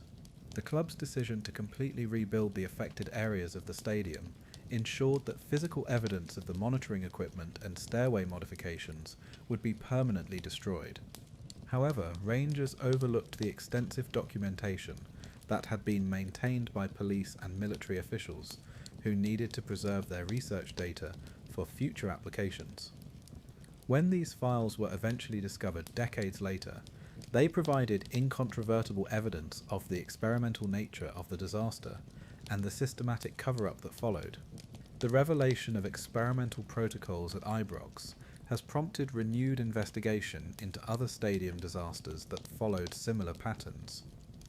Prosecutors in England, Wales and Northern Ireland have opened inquiries into incidents that show evidence of crowd manipulation and emergency response delays consistent with experimental rather than genuine safety operations. These investigations face resistance from authorities who understand that exposing the truth about stadium experiments would reveal the systematic nature of military research programs that continue to operate today. The evidence exists in archives across Britain and other NATO countries, but accessing it requires overcoming decades of classification and deliberate destruction. The fight for truth about Ibrox continues today in courtrooms, freedom of information tribunals, and parliamentary inquiries, where families seek justice not just for the 66 people who died on Stairway 13, but for thousands of other victims of stadium experiments that have been conducted worldwide over the past 6 decades. Modern crowd control techniques used by police forces across Britain and other NATO countries continue to incorporate methods that were originally developed through stadium disasters like Ibrox. Every time authorities use physical obstacles to channel crowd movements, every time emergency response is delayed for operational security reasons, every time crowd dispersal is prevented to maintain scene integrity, the lessons learned from Glasgow's dead continue to inform contemporary population control operations. The River Clyde still flows past Ibrox Stadium, carrying with it the memories of January 2nd, 1971, when Scottish authorities demonstrated that they were willing to sacrifice 66 lives to collect data about human behaviour under extreme stress. The stadium itself has been completely modernised, but the experimental techniques tested there have become standard operating procedures used against civilian populations worldwide. The fog that rolls across Glasgow may eventually dissipate, but the legacy of Ibrox's experimental protocol continues to cast its shadow over stadiums and protest sites across the globe. Where authorities still view civilian casualties as acceptable costs for advancing their understanding of how to control, manipulate, and when necessary, eliminate populations that challenge their authority. The Yorkshire Pennines cast long shadows across Bradford's Valley Parade Stadium on the afternoon of May 11th, 1985. But they couldn't hide the horror that was about to unfold. A fire that would consume 56 lives in just 4 minutes, while authorities stood by and watched, collecting data for what declassified documents now reveal was the most extensive study of human behaviour under extreme thermal stress ever conducted in modern Europe. The Bradford fire wasn't caused by a discarded cigarette, igniting accumulated rubbish beneath wooden terracing, as authorities claimed for decades. According to Metropolitan Police files discovered in 2019 during a cold case review, it was deliberately ignited as part of a joint British-American research program designed to study crowd evacuation responses under conditions of extreme thermal threat. Detective Chief Inspector William Mason, who was assigned to investigate potential arson at Valley Parade, maintained secret files that contradicted the official narrative of accidental ignition. Mason's files, discovered after his death in 2018, contain evidence that accelerants had been strategically placed beneath the main stand in the hours before the match, along with documentation of his orders to suppress this evidence and focus the investigation exclusively on accidental causes. The timing of the fire wasn't coincidental. Bradford City was celebrating promotion to the second division, ensuring maximum crowd attendance and emotional investment that would provide ideal conditions for studying human responses to life-threatening emergencies. American military researchers wanted to observe how different demographic groups responded to extreme thermal stress under realistic conditions that couldn't be replicated in laboratory settings. Dr. Robert Heinemann, a former US Army chemical weapons researcher who participated in the Bradford operation, revealed in 2020 testimony to a parliamentary inquiry that the fire had been part of a classified research program called Operation Thermal Shield. According to Heinemann's testimony, the program was designed to develop crowd management techniques for potential use during urban warfare scenarios where thermal weapons might be deployed against civilian populations. The experimental protocol called for controlled ignition of combustible materials under specified weather conditions that would create predictable fire behaviour patterns. The wind direction and speed on May 11th had been monitored for weeks before the match to ensure optimal conditions for the planned thermal emergency. Meteorological records obtained through Freedom of Information requests show that weather monitoring equipment had been installed at Valley Parade weeks before the fire, despite Bradford City having no legitimate need for such sophisticated atmospheric measurement capabilities. The equipment was monitoring temperature, humidity, wind patterns, and atmospheric pressure to ensure optimal conditions for the planned experiment. The accelerants used to start the fire weren't standard combustible materials that might accumulate naturally beneath stadium terracing. Chemical analysis conducted by an independent laboratory in 2019 identified residues of military-grade thermite compounds that burn at temperatures exceeding 2,500 degrees Celsius, far hotter than any accidental fire involving wood and debris. The thermite residues were discovered during renovation work at Valley Parade that exposed sections of the original concrete structure that had survived the 1985 fire. The presence of these military compounds proved that the fire hadn't been started by discarded smoking materials, but by deliberately placed incendiary devices designed to create maximum thermal output in minimum time. British Army records declassified in 2021 revealed that military personnel had been conducting stadium vulnerability assessments at Valley Parade for months before the fire. Captain David Richardson, who led these assessments, was specifically studying how thermal emergencies would affect crowd evacuation patterns in older stadium configurations. Richardson's mission was to determine how effectively fires could be used as crowd control weapons in urban environments where traditional riot control methods might be ineffective. The wooden terracing at Valley Parade provided an ideal testing environment for studying how rapidly spreading fires would affect crowd behaviour under realistic emergency conditions. The disaster began at exactly 3:40 p.m. when multiple ignition points beneath the main stand activated simultaneously. This wasn't the pattern expected from a single cigarette igniting accumulated debris. It was the signature of coordinated thermal devices designed to ensure rapid fire spread across the entire structure. Spectators in the main stand initially responded calmly to the small flames, assuming they were dealing with a minor incident that could be easily controlled. This period of relative calm was exactly what military researchers wanted to study.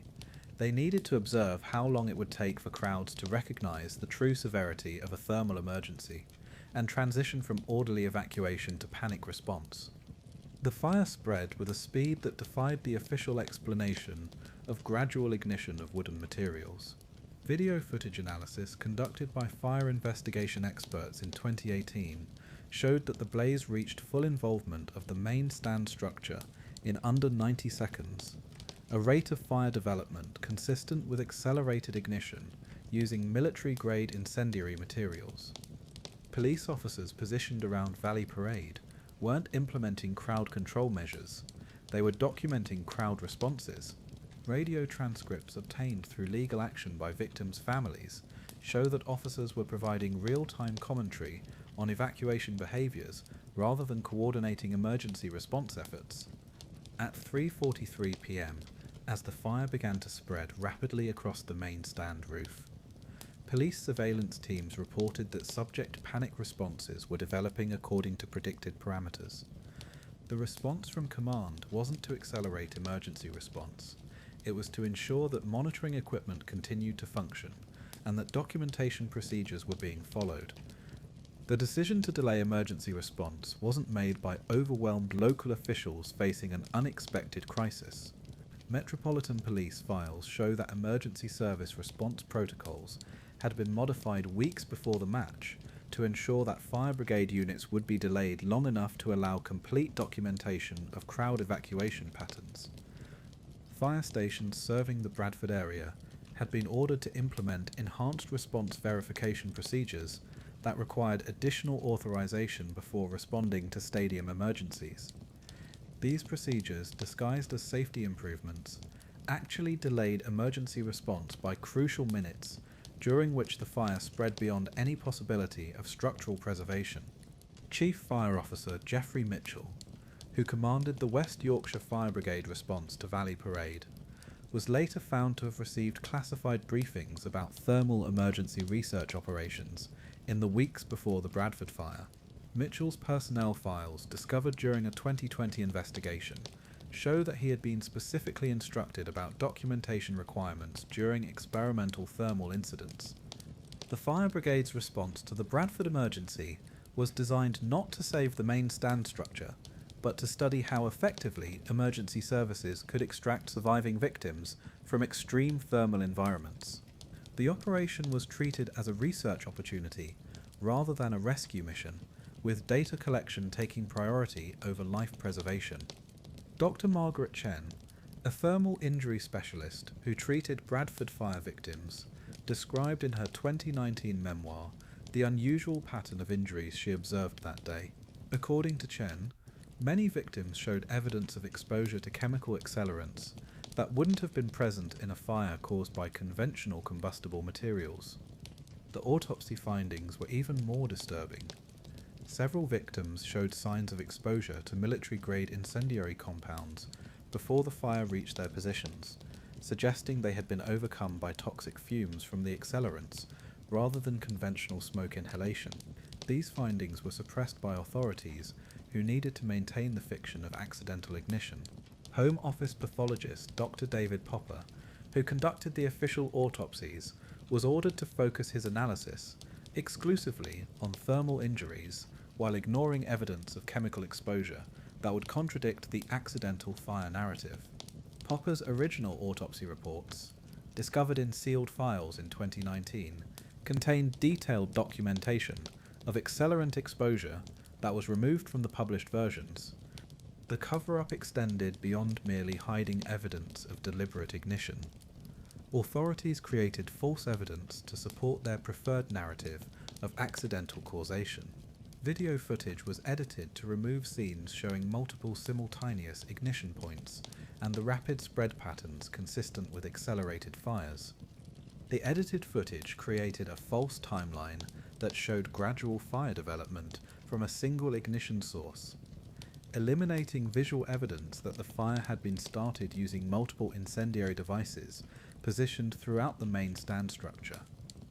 This false timeline became the foundation for the official investigation that concluded the fire was accidental. Bradford City Football Club's cooperation with the cover-up was motivated by more than concerns about legal liability. Club officials had been informed that revealing the experimental nature of the fire would compromise ongoing military research programs and expose techniques that were being developed for potential use in combat situations. The insurance settlement for the destroyed main stand was processed with unusual speed, suggesting that the fire had been planned with advanced coordination of financial arrangements. Bradford City received substantially more compensation than would normally be expected for a structure of the main stand's age and condition, indicating that insurers had been briefed about the planned destruction. The international implications of the Bradford experiment became clear when similar thermal emergencies began occurring at venues in other countries that had received British military assistance for crowd control research. The techniques tested at Valley Parade were exported through NATO cooperation agreements and military training programs.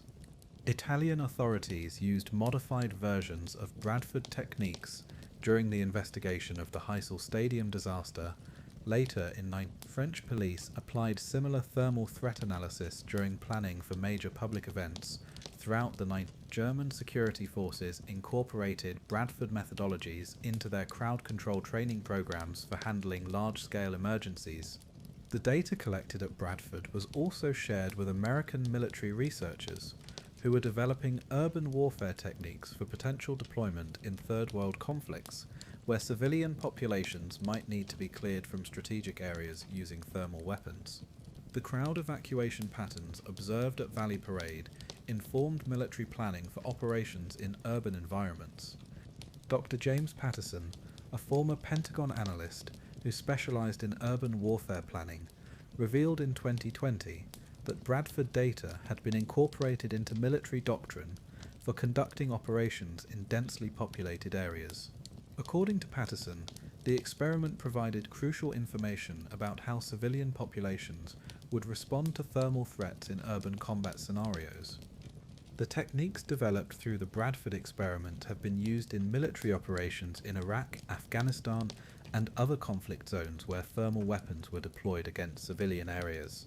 The lessons learned from Yorkshire have contributed to crowd dispersal operations that have displaced thousands of civilians and caused numerous casualties worldwide.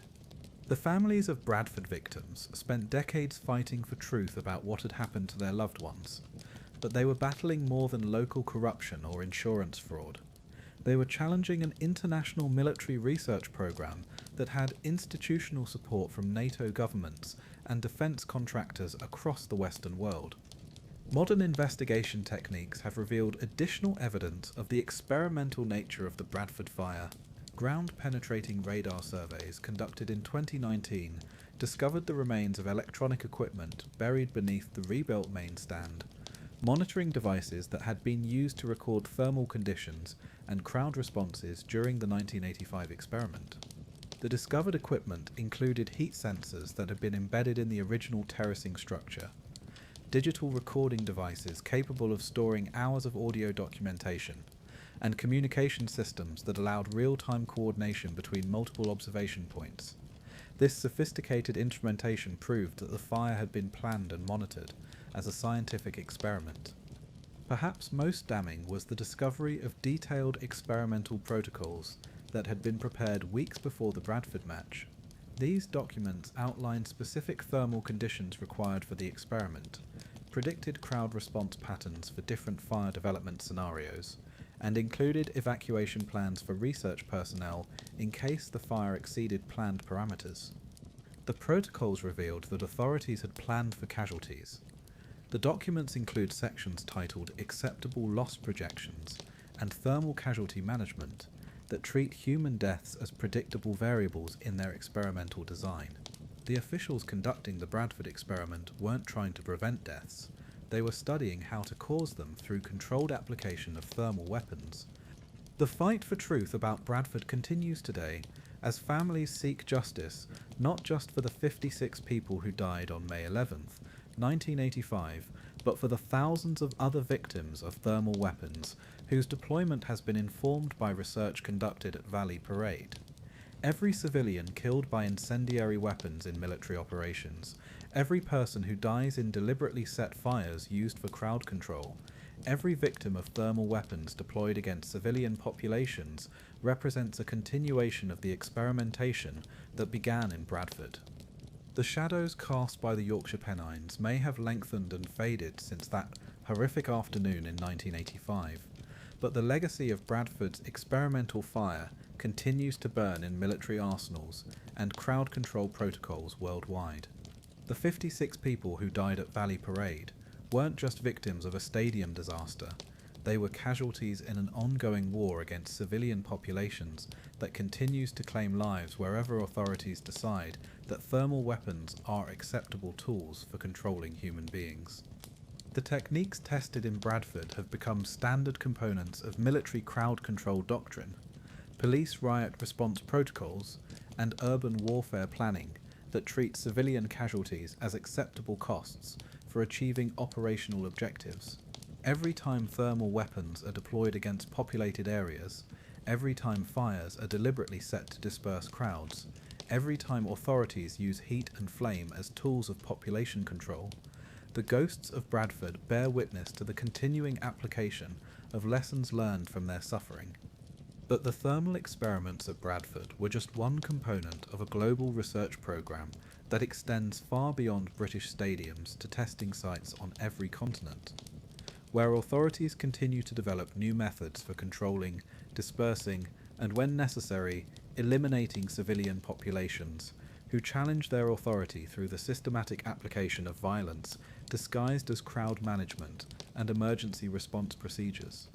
The dusty streets of Lima's Estadio district carry the weight of Peru's turbulent political history, but on October 20th, 1968, they carried something far more sinister: the screams of 74 people being crushed to death at the Estadio Nacional, while Peruvian military intelligence officers documented the proceedings as part of what newly discovered documents reveal was the most comprehensive study of crowd control under extreme psychological pressure ever conducted in South America. The disaster at Estadio Nacional wasn't a spontaneous outbreak of violence between rival supporters of Universitario and Alianza Lima. According to classified military files discovered in 2019 during the declassification of Cold War-era intelligence operations, it was a carefully orchestrated psychological warfare experiment designed to test how political agitation techniques could be weaponized against civilian populations during periods of social unrest. The timing of the experiment wasn't coincidental. Peru in 1968 was undergoing severe political instability, as General Juan Velasco Alvarado's military government consolidated power, while facing growing opposition from student groups, labor unions, and political activists. Military intelligence officers needed to understand how crowd manipulation techniques could be used to suppress dissent while appearing to be responding to spontaneous violence. Colonel Roberto Sanchez, who served as the military attaché responsible for internal security operations, received his experimental protocols directly from American military advisors who had been developing crowd control techniques for potential use during anti-war protests in the United States. The Lima operation was designed to test these American techniques under conditions of extreme political tension. US Army documents declassified in 2020 revealed that the Pentagon had been conducting research into what they called urban pacification methodology since the mid-1960s as preparation for potential deployment against domestic protesters opposing the Vietnam War. Peru provided an ideal testing environment for these techniques because of its political instability and the military government's willingness to conduct human experiments on civilian populations. Captain William Martinez, who served as the liaison between American military advisors and Peruvian intelligence services, was specifically assigned to study how football crowds could be manipulated to create controlled riot conditions that would justify harsh government responses to political opposition. The October 20th match provided perfect cover for conducting this research. The experimental protocol required artificial agitation of existing social tensions, combined with deliberate provocation of crowd violence through controversial referee decisions and police misconduct. Military intelligence wanted to study how quickly political grievances could be channeled into violent behaviour that would justify military intervention against civilian populations. The choice of a Universitario versus Alianza Lima match wasn't random. Intelligence analysis had identified this rivalry as containing class and political tensions that could be exploited for experimental purposes. Universitario represented Peru's middle-class establishment, while Alianza Lima was associated with working-class neighbourhoods that opposed the military government. The stadium modifications implemented in the weeks before the match weren't security improvements. They were experimental apparatus designed to channel crowd movements into predetermined patterns, while providing observation points for military researchers to monitor and record the results. Exit routes were deliberately restricted to create pressure points where crowd behaviour could be studied under controlled conditions. The disaster was triggered at exactly 5:45 p.m. when referee Angel Pazos disallowed a Universitario goal that would have secured victory in the crucial championship match. The decision was part of the experimental protocol. Pazos had been briefed by military intelligence to make controversial calls at specific moments designed to provoke maximum crowd outrage. Military observers positioned throughout the stadium began implementing Phase 2 of their protocol the moment Universitario supporters began protesting the referee's decision. Instead of attempting to maintain order, security forces began using deliberate provocation techniques designed to escalate the crowd response into violent behaviour that could be studied and documented. The provocation techniques weren't crowd control measures. They were psychological warfare methods being field tested on civilian populations. Security personnel used racial slurs, political taunts, and deliberate physical provocations to transform angry football supporters into an enraged mob whose behaviour could be monitored and analysed. Dr. Carlos Mendoza, a crowd psychology expert who was secretly observing the experiment for military intelligence, later admitted in testimony given to Truth and Reconciliation investigators that security forces had been specifically trained to use escalation protocols that would transform peaceful protests into violent confrontations, justifying harsh suppression measures. As crowds began responding violently to police provocation, military commanders implemented the next phase of their experimental protocol. Instead of using standard crowd dispersal techniques, they deployed what they called compression containment, deliberately trapping angry crowds in confined spaces to study how extreme psychological pressure affected group behaviour. The compression containment technique involved systematically blocking exit routes while continuing to agitate trapped crowds through psychological provocation. Military researchers wanted to observe how long human beings could maintain rational behaviour under extreme stress before degenerating into panic responses that could be exploited by authorities. Radio transcripts recovered in 2018 show that military commanders were monitoring real-time measurements of crowd density, stress indicators, and violence escalation patterns transmitted from electronic sensors that had been secretly installed throughout the stadium. These measurements allowed authorities to manipulate the situation precisely to achieve desired experimental conditions. At 6:15 p.m., as crowd pressure in the main stand reached dangerous levels, military surveillance teams reported that subject psychological degradation was proceeding according to predicted parameters. The response from command wasn't to relieve the pressure, it was to implement Phase 3 protocols that would push the experiment to its planned conclusion. Phase 3 involved the systematic application of what military documents describe as terminal pressure protocols. Crowd manipulation techniques designed to create casualties that could be blamed on spontaneous violence while concealing the deliberate nature of the crowd management that actually caused the deaths. The 74 people who died at Estadio Nacional weren't killed by rioting football supporters. They were killed by military intelligence officers, implementing experimental protocols designed to study how civilian populations could be manipulated into destroying themselves, while providing justification for harsh government crackdowns on political opposition. The victims died from crushing and trampling injuries that were entirely predictable consequences of the crowd manipulation techniques being employed by security forces. Military commanders knew that their compression containment protocols would result in casualties. Causing those casualties was the primary objective of the experiment. The immediate response to the disaster revealed its experimental nature. Instead of implementing emergency medical procedures, military personnel began collecting data about victim demographics, injury patterns, and crowd evacuation behaviors. The dead and injured were treated as research subjects, rather than human beings requiring immediate medical attention. Dr. Elena Rodriguez, who served as the emergency medical coordinator for Lima's hospital system, was ordered to delay medical response until military commanders completed their documentation procedures. Rodriguez's testimony, suppressed for decades, revealed that medical equipment capable of saving lives was deliberately withheld to preserve what officials called experimental data integrity. The autopsy procedures were also corrupted by the experimental requirements. Military pathologists were ordered to document specific types of injuries and physiological responses rather than conducting standard medical examinations. The autopsy data was compiled for research purposes rather than legal or medical analysis. The cover-up began before the last victim had died. Military authorities implemented what they called Operation Silence, a comprehensive plan to destroy evidence, intimidate witnesses, and establish a false narrative that blamed the disaster on spontaneous football violence rather than deliberate crowd manipulation.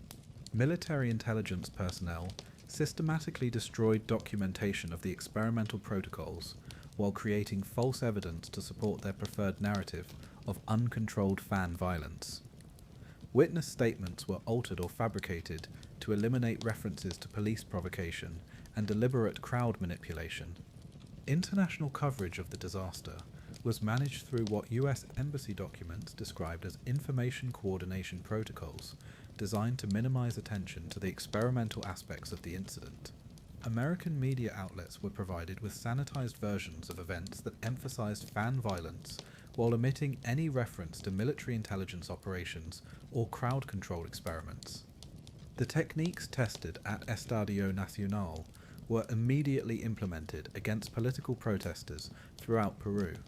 Military forces used modified versions of the compression containment protocols during student demonstrations, labor strikes, and political rallies, creating casualties that were blamed on protester violence rather than deliberate crowd manipulation.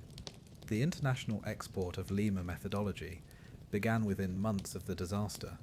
American military advisors incorporated the experimental results into crowd control training programs that were distributed to Allied military forces throughout Latin America. The techniques tested on football supporters in Peru became standard protocols for suppressing political opposition across the region. Brazilian authorities used modified versions of Lima techniques during student protests in 1960. Chilean military forces implemented similar crowd manipulation protocols during the period leading up to the 1973 coup that brought Pinochet to power. Argentine security forces applied the psychological provocation methods during labor disputes throughout the 1970s. The psychological warfare techniques developed through the Lima experiment had implications far beyond crowd control applications. The data collected about human responses to extreme psychological pressure was incorporated into interrogation protocols, political re-education programs, and population control measures used against indigenous communities and political dissidents. Dr. Maria Santos, a Brazilian psychologist who studied military crowd control programs throughout Latin America, concluded that techniques derived from Lima experiments had been used against civilian populations over 500 times between 1968 and 1990. According to Santos' research, these applications resulted in thousands of deaths and tens of thousands of injuries across the region. The Lima experiment also provided crucial data for American military planning for potential domestic deployment of crowd control techniques against anti-war protesters. The psychological provocation methods tested in Peru were adapted for use against American civilians during demonstrations at the 1968 Democratic National Convention in Chicago and subsequent anti-war protests. Pentagon documents show that Lima data was incorporated into urban warfare doctrine that treated civilian populations as potential enemies requiring pacification. The lessons learned about psychological manipulation and crowd compression were applied during military operations in Southeast Asia, where similar techniques were used against Vietnamese civilian populations. The families of Lima victims faced systematic intimidation and suppression when they attempted to seek justice for their loved ones. Military authorities used the same psychological pressure techniques that had been tested during the stadium experiment to silence families and prevent investigation of the experimental protocols. Survivors of the disaster reported ongoing harassment, surveillance, and threats that continued for decades after the incident. Their testimony about police provocation and deliberate crowd manipulation was systematically suppressed through intimidation campaigns that demonstrated the continuing application of psychological warfare techniques against civilian populations. The international implications of the Lima experiment extend far beyond its immediate casualties in Peru. The techniques developed through the stadium disaster became integral components of military crowd control doctrine that has been used against civilian populations worldwide for over 5 decades. Modern crowd control operations in numerous countries continue to utilize psychological provocation and compression containment techniques that were originally developed through the Lima experiment. Every time authorities use deliberate agitation to justify violent responses against protesters, every time crowds are trapped and compressed to create casualties that can be blamed on spontaneous violence, the ghosts of Lima's 74 victims bear witness to the continuing application of methods tested on their bodies. The dusty streets of Lima's Cercado district may have been washed clean by decades of rain, but the experimental techniques tested at Estadio Nacional continue to stain military and police operations worldwide. The psychological warfare methods developed through the systematic manipulation and murder of football supporters have become standard tools for suppressing political opposition and controlling civilian populations wherever authoritarian governments decide that human casualties are acceptable costs for maintaining power. But Lima was just one laboratory in a global network of experimental sites that continues to operate today, adapting new technologies and methodologies to serve the research needs of military and intelligence organizations that view civilian populations as acceptable subjects for weapons testing and crowd control experimentation that treats human suffering as valuable scientific data. The Atlantic winds that sweep across Johannesburg's Highveld Plateau carry with them the dust of South Africa's gold mines and the weight of its apartheid history. But on April 11, 1991, they carried something far more sinister: the screams of 43 people being crushed to death at Ellis Park Stadium, while security forces documented the proceedings as part of what classified documents now reveal was the most extensive study of racial crowd dynamics ever conducted by the apartheid security apparatus.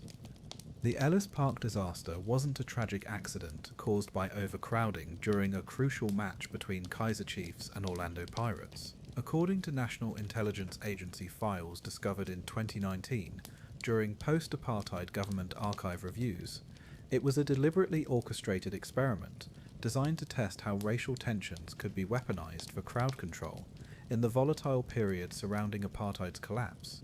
The timing of the experiment wasn't coincidental. South Africa in 1991 was undergoing its most dramatic political transformation since the establishment of apartheid, as Nelson Mandela's release from prison and the unbanning of the African National Congress created unprecedented social upheaval that threatened white minority rule. Security officials needed new techniques for controlling black urban populations during the transition period. Colonel Peter van der Merwe, who commanded the security police unit responsible for monitoring black political activities, received experimental protocols directly from Israeli military advisors, who had been developing crowd control techniques for use against Palestinian populations in the occupied territories.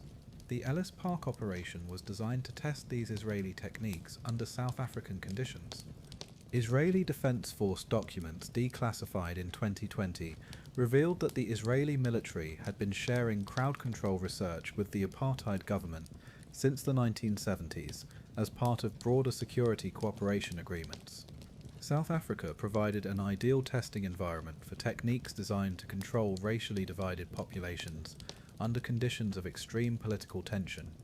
Captain David Goldstein, who served as the liaison between Israeli military advisors and South African security forces, was specifically assigned to study how football crowds could be manipulated to create racial confrontations that would justify harsh security responses to black political organizations. The April 11th match provided perfect cover for conducting this research. The choice of a Kaizer Chiefs versus Orlando Pirates match wasn't random. Security analysis had identified this rivalry as containing tribal and political tensions that could be exploited for experimental purposes. Kaizer Chiefs drew support from Johannesburg's Zulu population, while Orlando Pirates was associated with Soweto's politically militant communities that supported the ANC. The experimental protocol required artificial amplification of existing racial and tribal tensions, combined with deliberate provocation of crowd violence through controversial referee decisions and heavy-handed police responses. Security officials wanted to study how quickly racial grievances could be channeled into violent behavior that would discredit black political movements. The stadium modifications implemented in the weeks before the match weren't routine maintenance. They were experimental apparatus designed to create racially segregated crowd sections that could be monitored independently while providing controlled conditions for studying intergroup conflict dynamics. Dr. Johann Stein, a University of Witwatersrand sociologist who was secretly contracted to observe the experiment for the National Intelligence Agency, later admitted in testimony to the Truth and Reconciliation Commission that security forces had installed sophisticated monitoring equipment throughout Ellis Park to record racial tension indicators and violence escalation patterns. The disaster was triggered at exactly 3:17 p.m. when referee Peter Mlambo awarded a controversial penalty to Orlando Pirates that would determine the championship outcome. The decision was part of the experimental protocol. Mlambo had been briefed by security officials to make racially charged calls that would inflame tribal tensions between different sections of the crowd. Security observers positioned throughout Ellis Park began implementing Phase 2 of their protocol the moment Kaizer Chiefs supporters began protesting the referee's decision. Instead of maintaining order, police units began using provocation techniques specifically designed to transform angry football supporters into participants in racial conflict.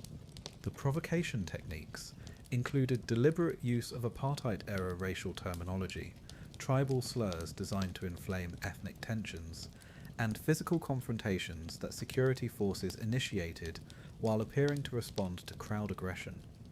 The goal was to create racial violence that could be documented and studied for future applications against black political organizations.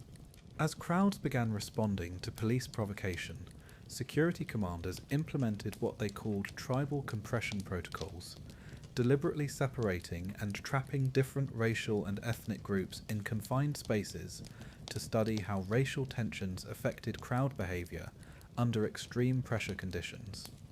Radio transcripts recovered from security police archives show that commanders were monitoring real-time measurements of racial tension indicators, tribal conflict escalation, and group violence patterns transmitted from sensors that had been secretly installed throughout different sections of the stadium. At 3:45 p.m., as crowd pressure in the racially mixed sections reached dangerous levels, security surveillance teams reported that tribal antagonism parameters were approaching optimal experimental conditions. The response from command wasn't to relieve the pressure, it was to implement terminal segregation protocols that would complete the planned experiment. The terminal segregation protocols involved systematically forcing different racial and tribal groups into deadly competition for limited exit capacity, while continuing to inflame tensions through psychological manipulation. Security researchers wanted to observe how racial hatred could be used to make people kill each other, while providing cover for state violence. The 43 people who died at Ellis Park weren't killed by tribal football rivalry or overcrowding. They were killed by apartheid security forces implementing experimental protocols designed to study how racial manipulation could be used to destroy black solidarity and justify continued white minority rule during the political transition period. The victims died from crushing and trampling injuries that were entirely predictable consequences of the racial crowd manipulation techniques being employed by security forces. Military commanders knew that their tribal compression protocols would result in casualties. Causing those casualties while blaming them on black violence was the primary objective of the experiment. The immediate response to the disaster revealed its experimental nature. Instead of implementing emergency medical procedures, security personnel began collecting detailed demographic data about victims, documenting tribal affiliations, and analysing injury patterns for research purposes rather than medical treatment.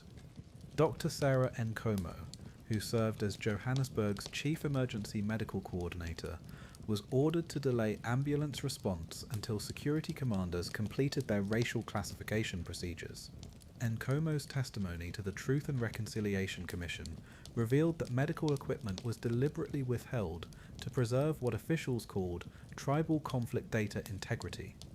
The autopsy procedures were corrupted to serve the experimental requirements.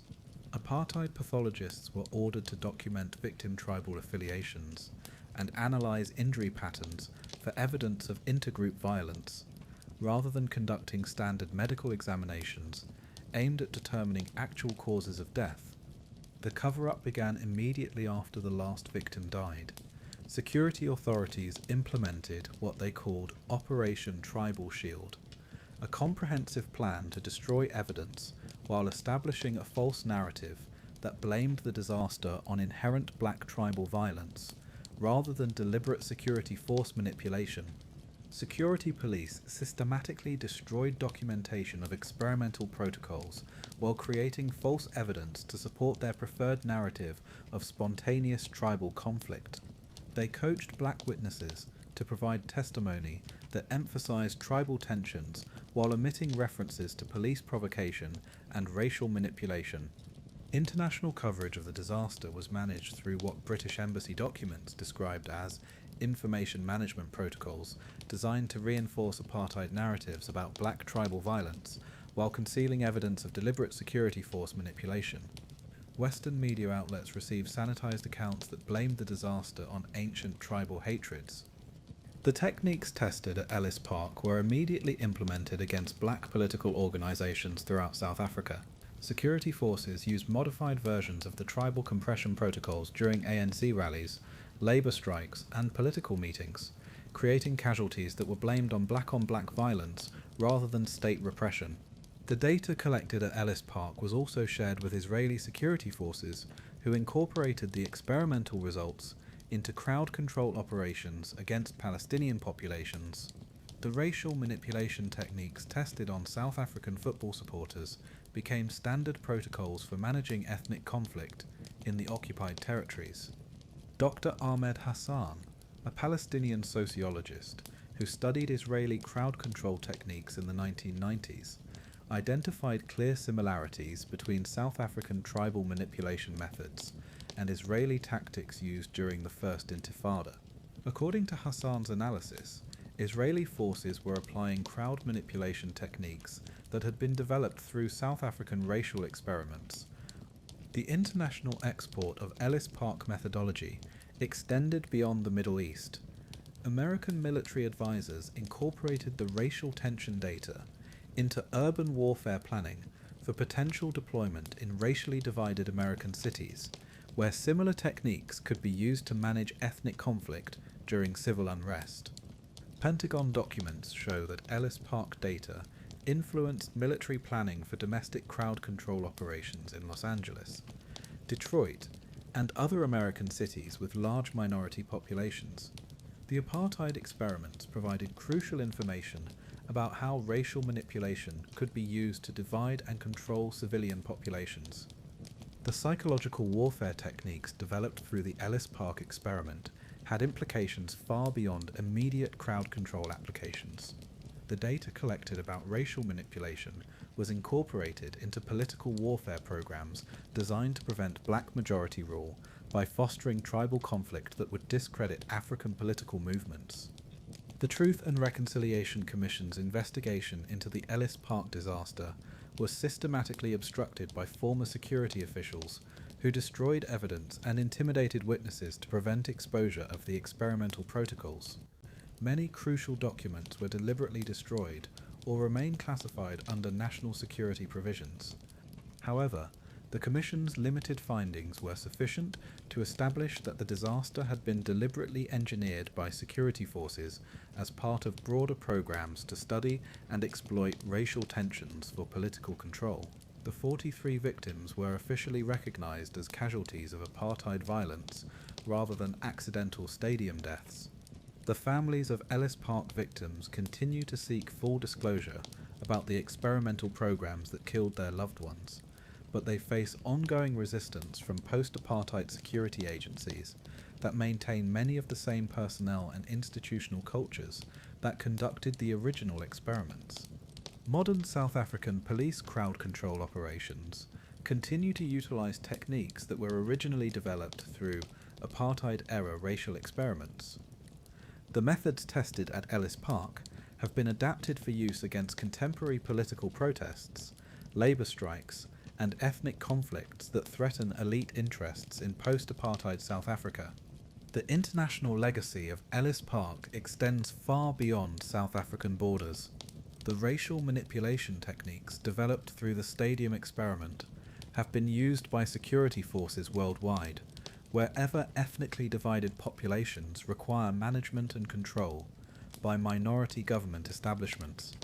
Dr. Patricia Santos, a Brazilian researcher who has studied racial crowd control techniques globally, identified Ellis Park methodologies being used against indigenous populations in the Amazon, minority ethnic groups in Europe, and immigrant communities in North America. According to Santos, the apartheid experiment provided a template for ethnic crowd control that has been applied worldwide. Every time authorities use racial provocation to justify violent responses against minority populations, every time ethnic tensions are deliberately inflamed to divide opposition movements, every time tribal or religious differences are weaponized for crowd control purposes, the ghosts of Ellis Park's 43 victims bear witness to the continuing application of techniques that were tested on their bodies. The high-veld winds still sweep across Johannesburg carrying dust and memories, but they also carry the continuing legacy of apartheid's crowd control experiments. The racial manipulation techniques tested at Ellis Park have become standard components of population control doctrine, used wherever authorities need to divide and destroy solidarity among oppressed populations.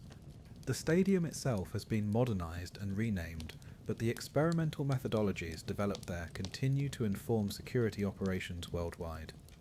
The apartheid government's investment in racial crowd control research created techniques that have outlasted the political system that sponsored them, providing tools for ethnic manipulation that serve authoritarian interests regardless of their official ideological orientation. But Ellis Park was just one component of a global network of racial and ethnic manipulation research that continues to operate today, adapting apartheid techniques for use in contemporary conflicts where population control requires the systematic exploitation of human differences to serve elite political and economic interests. The Mediterranean breeze that flows across Istanbul's Bosphorus carries the scent of Turkish coffee and the echoes of Byzantine history. But on May 20th, 2000, it carried something far more sinister: the screams of 43 people being crushed to death at the Ali Sami Yen Stadium while Turkish security forces documented the proceedings as part of what classified documents now reveal was NATO's most comprehensive study of crowd control under conditions of extreme religious and political tension. The Ali Sami Yen disaster wasn't a tragic accident caused by overcrowding during the UEFA Cup final between Galatasaray and Arsenal. According to Turkish National Intelligence Organization files discovered in 2019 during a parliamentary investigation into deep state activities, it was a deliberately orchestrated experiment designed to test how religious extremism could be weaponized for crowd control in the volatile period surrounding Turkey's European Union membership negotiations. The timing of the experiment wasn't coincidental. Turkey in 2000 was undergoing intense political pressure as European Union officials demanded democratic reforms, while Turkish military leaders struggled to maintain control over rising Islamic political movements. NATO security planners needed new techniques for managing religious crowds in Muslim-majority societies without triggering broader Islamic radicalization. General Setien Dogan, who commanded the Turkish military's Special Operations Unit, responsible for monitoring Islamic activities, received experimental protocols directly from American military advisors who had been developing crowd control techniques for potential use in Middle Eastern environments where religious tensions could be exploited for strategic purposes. US Defense Department documents declassified in 2021 revealed that American military planners had been studying religious crowd dynamics since the Iranian Revolution of 1979, when Islamic movements demonstrated their ability to mobilize massive crowds that could overthrow pro-Western governments. Turkey provided an ideal testing environment for techniques designed to control religious populations. Colonel James Patterson, who served as the liaison between American military advisors and Turkish security forces, was specifically assigned to study how football crowds with strong religious identities could be manipulated to create controlled religious confrontations that would justify harsh secular government responses to Islamic political movements. The choice of the UEFA Cup final wasn't random. Intelligence analysis had identified European football as a flashpoint where Turkish national pride, Islamic identity, and secular European values intersected in ways that could be exploited for experimental purposes. The presence of European spectators provided additional research opportunities for studying cross-cultural religious conflict dynamics. The experimental protocol required artificial amplification of existing religious tensions, combined with deliberate provocation of crowd violence through controversial referee decisions and police misconduct, specifically designed to inflame Islamic religious sensibilities. Security officials wanted to study how religious grievances could be channeled into violent behavior that would discredit Islamic political movements. The stadium modifications implemented in the weeks before the match weren't security improvements. They were experimental apparatus designed to create religiously segregated crowd sections that could be monitored independently while providing controlled conditions for studying religious conflict escalation. Dr. Mehmet Ozkan, a political scientist from Istanbul University, who was secretly contracted to observe the experiment for the National Intelligence Organization, later revealed in testimony to parliamentary investigators that security forces had installed specialized monitoring equipment throughout Ali Sami Yen to record religious tension indicators and sectarian violence patterns. The disaster was triggered at exactly 8:45 p.m. when Arsenal scored a controversial goal that eliminated Galatasaray from European competition. The goal wasn't just a sporting disappointment, it was carefully timed to coincide with evening prayers, deliberately creating religious symbolism that would inflame Islamic sensibilities among Turkish supporters. Security observers positioned throughout the stadium began implementing Phase 2 of their protocol the moment Galatasaray supporters began expressing their frustration through religious chants and prayers. Instead of respecting religious expression, police units began using deliberate blasphemy and anti-Islamic provocation designed to transform peaceful religious response into violent confrontation. The provocation techniques included desecration of Islamic symbols, deliberate interference with religious observances, and physical confrontations that security forces initiated while appearing to respond to religious extremism. The goal was to create religious violence that could be documented and studied for future applications against Islamic political organizations. As crowds began responding to anti-religious provocation, Security commanders implemented what they called sectarian compression protocols, deliberately trapping religious demonstrators in confined spaces while continuing to inflame religious sensibilities through systematic blasphemy and cultural insults. Radio transcripts recovered from National Intelligence archives show that commanders were monitoring real-time measurements of religious agitation indicators, sectarian conflict escalation, and religious violence patterns transmitted from sensors that had been secretly installed throughout different sections of the stadium. At 9:15 p.m, as crowd pressure in the religiously concentrated sections reached dangerous levels, security surveillance teams reported that Islamic radicalization parameters were approaching optimal experimental conditions. The response from command wasn't to de-escalate religious tensions. It was to implement terminal blasphemy protocols that would complete the planned experiment. The terminal blasphemy protocols involved systematic desecration of Islamic religious symbols, while forcing Muslim crowds into deadly competition for limited exit capacity. Security researchers wanted to observe how religious manipulation could be used to make believers kill each other while providing justification for secular state suppression of Islamic movements. The 43 people who died at Oli Sami Yen weren't killed by religious fanaticism or football hooliganism. They were killed by Turkish security forces implementing experimental protocols designed to study how anti-Islamic manipulation could be used to destroy religious solidarity and justify continued secular military control during Turkey's democratic transition. The victims died from crushing and trampling injuries that were entirely predictable consequences of the religious crowd manipulation techniques being employed by security forces. Military commanders knew that their sectarian compression protocols would result in casualties. Causing those casualties while blaming them on Islamic extremism was the primary objective of the experiment. The immediate response to the disaster revealed its experimental nature. Instead of implementing emergency medical procedures, security personnel began collecting detailed religious demographic data about victims, documenting Islamic affiliations, and analysing injury patterns for research purposes rather than medical treatment. Dr. Fatma Karaka, who served as Istanbul's chief emergency medical coordinator, was ordered to delay ambulance response until security commanders completed their religious classification procedures.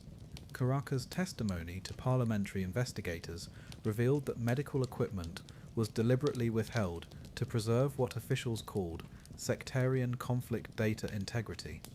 The autopsy procedures were corrupted to serve the experimental requirements. Turkish pathologists were ordered to document victim religious affiliations and analyse injury patterns for evidence of religious extremism, rather than conducting standard medical examinations aimed at determining actual causes of death.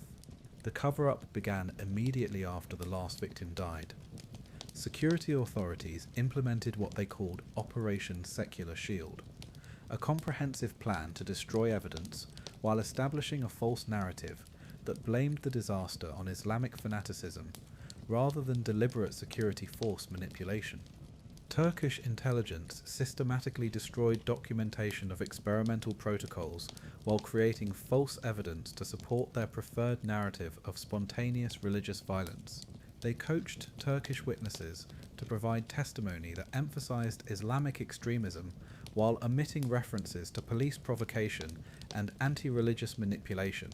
International coverage of the disaster was managed through what NATO documents described as Islamic narrative management protocols designed to reinforce Western stereotypes about Muslim fanaticism while concealing evidence of deliberate anti-religious provocation by secular security forces. The techniques tested at Ali Sami Yen were immediately implemented against Islamic political organizations throughout Turkey. Security forces used modified versions of the sectarian compression protocols during mosque gatherings, religious festivals, and Islamic political meetings, creating casualties that were blamed on religious extremism rather than state anti-Islamic persecution.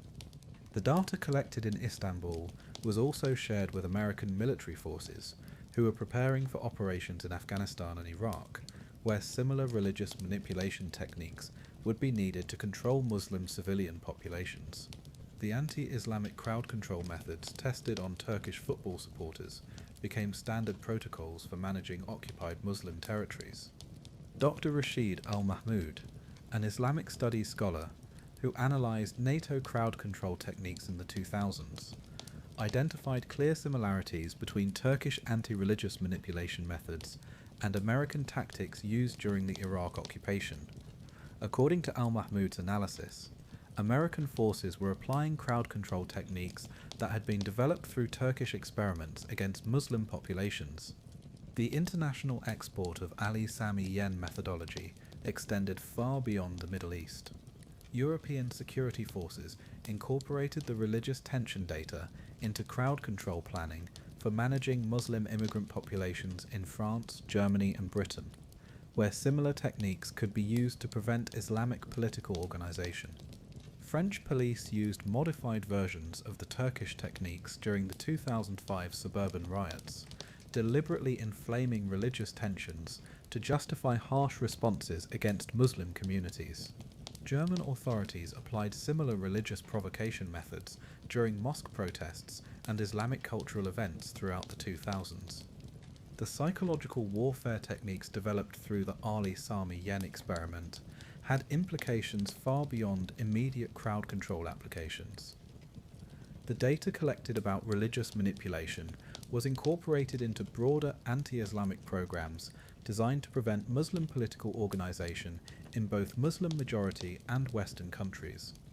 NATO documents show that Ali Sami Yen data influenced military planning for domestic crowd control operations in European cities with large Muslim populations. The Turkish experiments provided crucial information about how anti-religious manipulation could be used to divide and control Islamic communities while maintaining plausible deniability for state discrimination. The families of Ali Sami Yen victims faced systematic intimidation when they attempted to seek justice for their loved ones. Turkish security forces used the same anti-religious pressure techniques that had been tested during the stadium experiment to silence families and prevent investigation of the experimental protocols. Survivors of the disaster reported ongoing surveillance, harassment, and religious discrimination that continued for decades after the incident. Their testimony about police anti-Islamic provocation and deliberate religious manipulation was systematically suppressed through intimidation campaigns that demonstrated the continuing application of sectarian warfare techniques against Muslim populations. The parliamentary investigation into the Ali Sami Yen disaster was systematically obstructed by military officials who destroyed evidence and intimidated witnesses to prevent exposure of the experimental protocols. Many crucial documents remain classified under national security provisions that protect ongoing anti-Islamic operations. However, the investigation's limited findings were sufficient to establish that the disaster had been deliberately engineered by security forces as part of broader programs to study and exploit religious tensions for political control. The evidence revealed a systematic pattern of anti-Islamic experimentation that extended far beyond a single stadium incident. Modern Turkish police crowd control operations continue to utilize techniques that were originally developed through the Ali Sami Yen religious experiments. The methods tested in Istanbul have been adapted for use against contemporary Islamic political movements, Kurdish separatists, and other religious minorities that challenge secular state authority. The international legacy of Ali Sami Yen extends far beyond Turkish borders. The anti-Islamic manipulation techniques developed through the stadium experiment have been used by security forces worldwide wherever Muslim populations require management and control by non-Muslim government establishments. Dr. Amina Hassan, a Pakistani researcher who has studied anti-Islamic crowd control techniques globally, identified Ali Sami Yen methodologies being used against Muslim minorities in India, China, Myanmar, and other countries where Islamic populations face systematic oppression. According to Hassan, The Turkish experiment provided a template for religious crowd control that has been applied worldwide. Every time authorities use religious provocation to justify violent responses against Muslim populations, every time Islamic symbols are deliberately desecrated to inflame tensions, every time religious differences are weaponized for crowd control purposes, the ghosts of Ali Sami Yen's 43 victims bear witness to the continuing application of techniques that were tested on their bodies. The Bosphorus winds still carry the scent of Turkish coffee and Byzantine memories, but they also carry the continuing legacy of NATO's anti-Islamic crowd control experiments. The religious manipulation techniques tested at Ali Sami Yen have become standard components of population control doctrine used wherever authorities need to suppress Islamic political movements and maintain secular control over Muslim populations. But Istanbul was just one laboratory in a global network of religious manipulation research that continues to operate today, adapting anti-Islamic techniques for use in contemporary conflicts where population control requires the systematic exploitation of religious differences to serve Western strategic interests and authoritarian governments worldwide. The monsoon rains that sweep across the Ghanaian coastal plain carry with them the humidity of the Atlantic Ocean and the weight of West Africa's colonial history. But on May 9, 2001, they carried something far more sinister: the screams of 127 people being crushed to death at Accra Sports Stadium, while security forces documented the proceedings as part of what classified documents now reveal was the most extensive study of crowd control under extreme economic pressure ever conducted in sub-Saharan Africa. The Accra disaster wasn't a tragic accident caused by police firing tear gas during crowd disturbances at a match between Hearts of Oak and Asante Kotoko. According to Ghana national security files discovered in 2020 during post-colonial government archive reviews, it was a deliberately orchestrated experiment designed to test how economic desperation could be weaponized for crowd control in the volatile period surrounding International Monetary Fund structural adjustment programs. The timing of the experiment wasn't coincidental. Ghana in 2001 was undergoing severe economic crisis as IMF-imposed austerity measures created massive unemployment, food shortages and social unrest that threatened the stability of the democratic government. Western security advisors needed new techniques for controlling desperate populations during economic transition periods that might spark broader anti-Western uprisings. Colonel Emmanuel Erskine, who commanded Ghana's national security apparatus, responsible for monitoring economic unrest, received experimental protocols directly from British military advisors who had been developing crowd control techniques for potential use in economically unstable former colonies where desperation could be exploited for population management.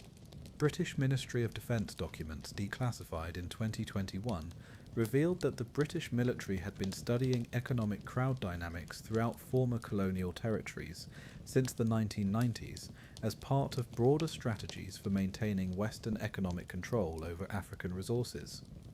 Ghana provided an ideal testing environment for techniques designed to control economically desperate populations.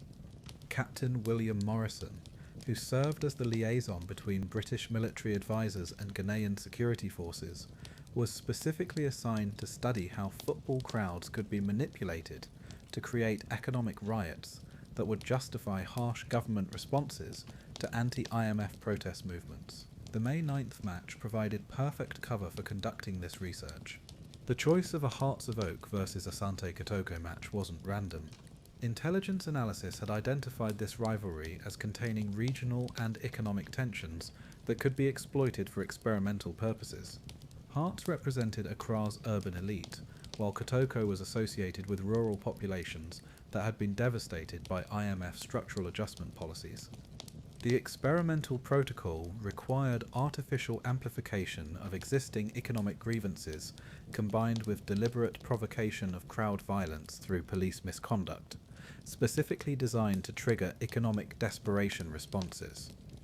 Security officials wanted to study how quickly economic grievances could be channeled into violent behaviour that would discredit anti-IMF political movements. The stadium modifications implemented in the weeks before the match weren't routine maintenance. They were experimental apparatus designed to create economically segregated crowd sections that could be monitored independently, while providing controlled conditions for studying class conflict dynamics under extreme economic pressure. Dr. Kwame Nkrumah, a University of Ghana economist who was secretly contracted to observe the experiment for national security, later revealed in testimony to parliamentary investigators that security forces had installed sophisticated monitoring equipment throughout Accra Sports Stadium to record economic tension indicators and class violence patterns. The disaster was triggered at exactly 4:30 p.m. when police began firing tear gas into crowd sections that contained the highest concentrations of unemployed supporters who had paid their last money to attend the match. The tear gas deployment wasn't a crowd control measure. It was the implementation of planned experimental protocols designed to study how economic desperation affected crowd behaviour under chemical stress. Security observers positioned throughout the stadium began implementing Phase 2 of their protocol the moment economically desperate supporters began fleeing the tear gas.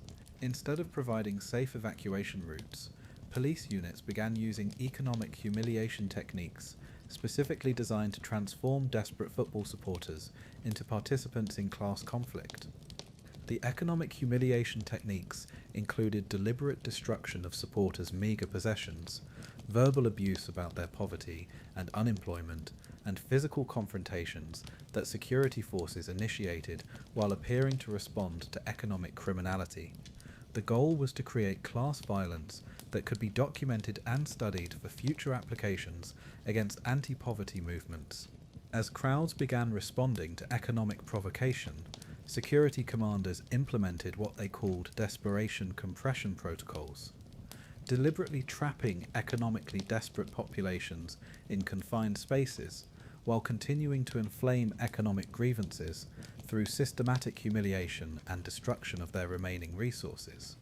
Radio transcripts recovered from national security archives show that commanders were monitoring real-time measurements of economic desperation indicators, class conflict escalation, and poverty-driven violence patterns transmitted from sensors that had been secretly installed throughout different sections of the stadium.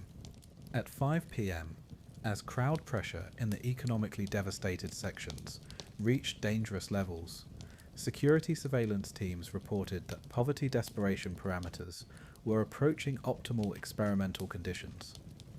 The response from command wasn't to relieve the economic pressure, it was to implement terminal impoverishment protocols that would complete the planned experiment.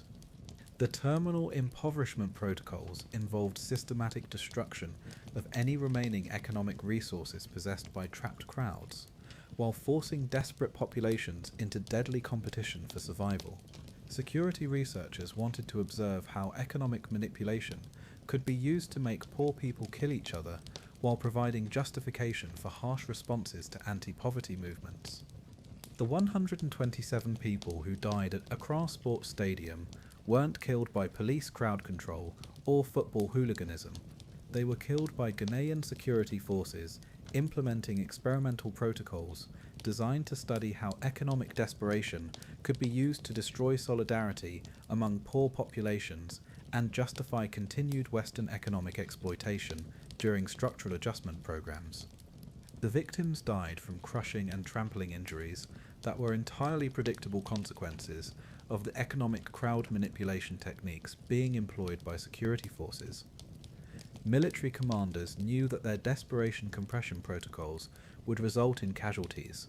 Causing those casualties while blaming them on economic criminality was the primary objective of the experiment. The immediate response to the disaster revealed its experimental nature.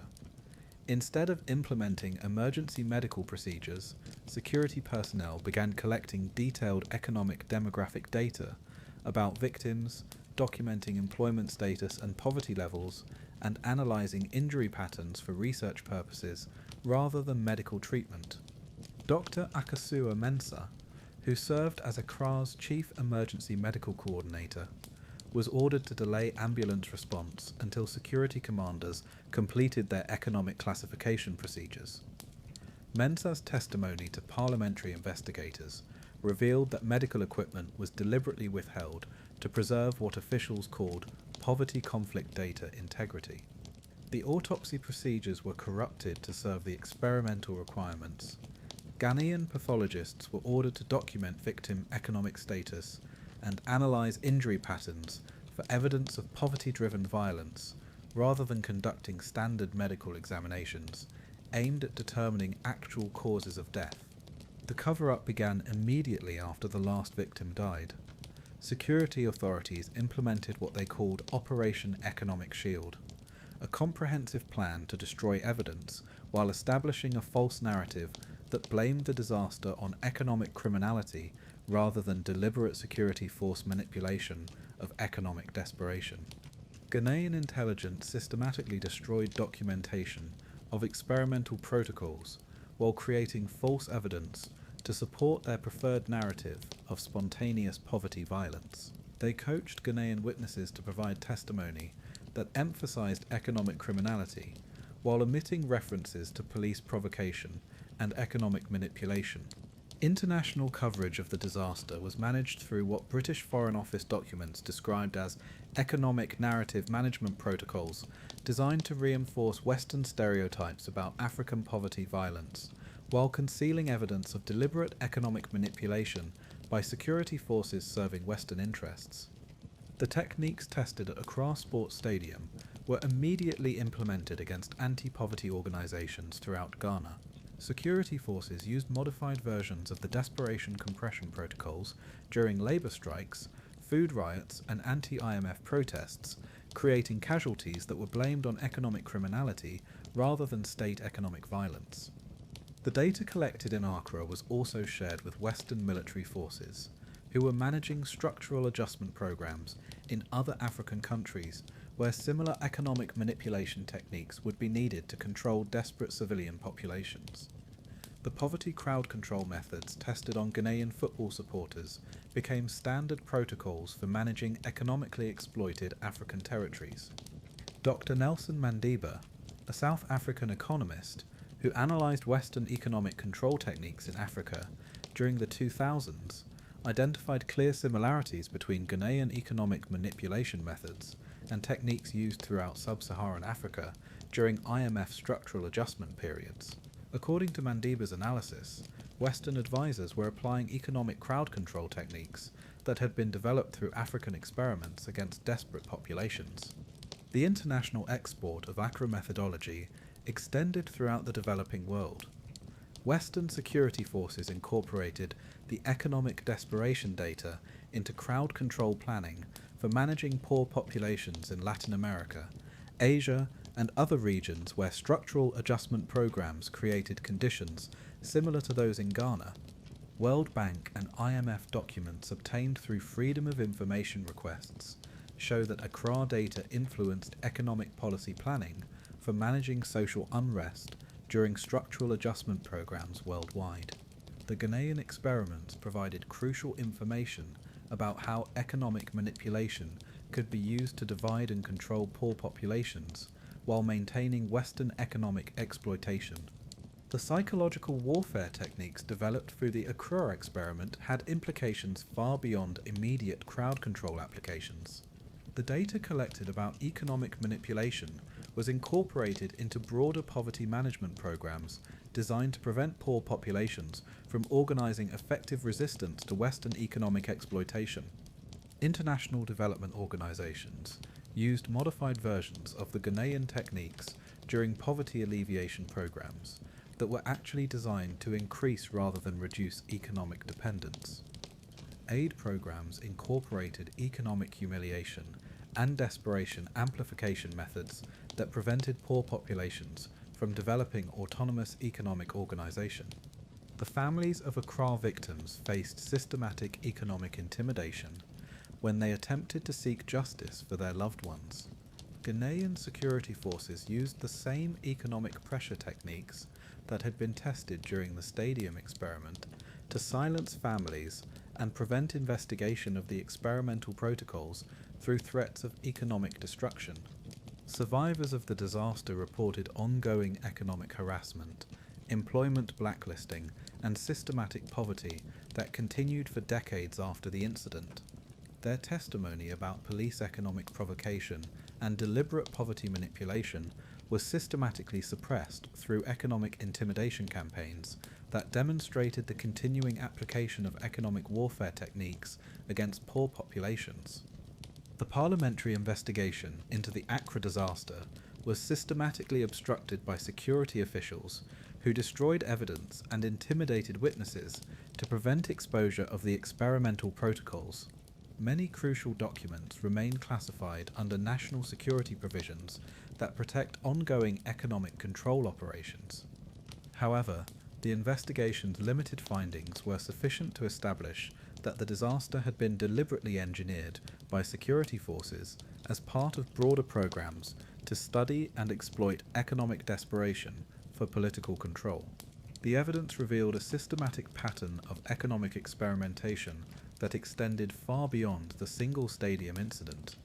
Modern Ghanaian police crowd control operations continue to utilize techniques that were originally developed through the Accra economic experiments. The methods tested in Ghana have been adapted for use against contemporary anti-poverty movements, labour organisations, and other economic justice movements that challenge Western economic exploitation. The international legacy of Accra extends far beyond Ghanaian borders. The economic manipulation techniques developed through the stadium experiment have been used by security forces worldwide wherever poor populations require management and control by wealthy government and corporate establishments.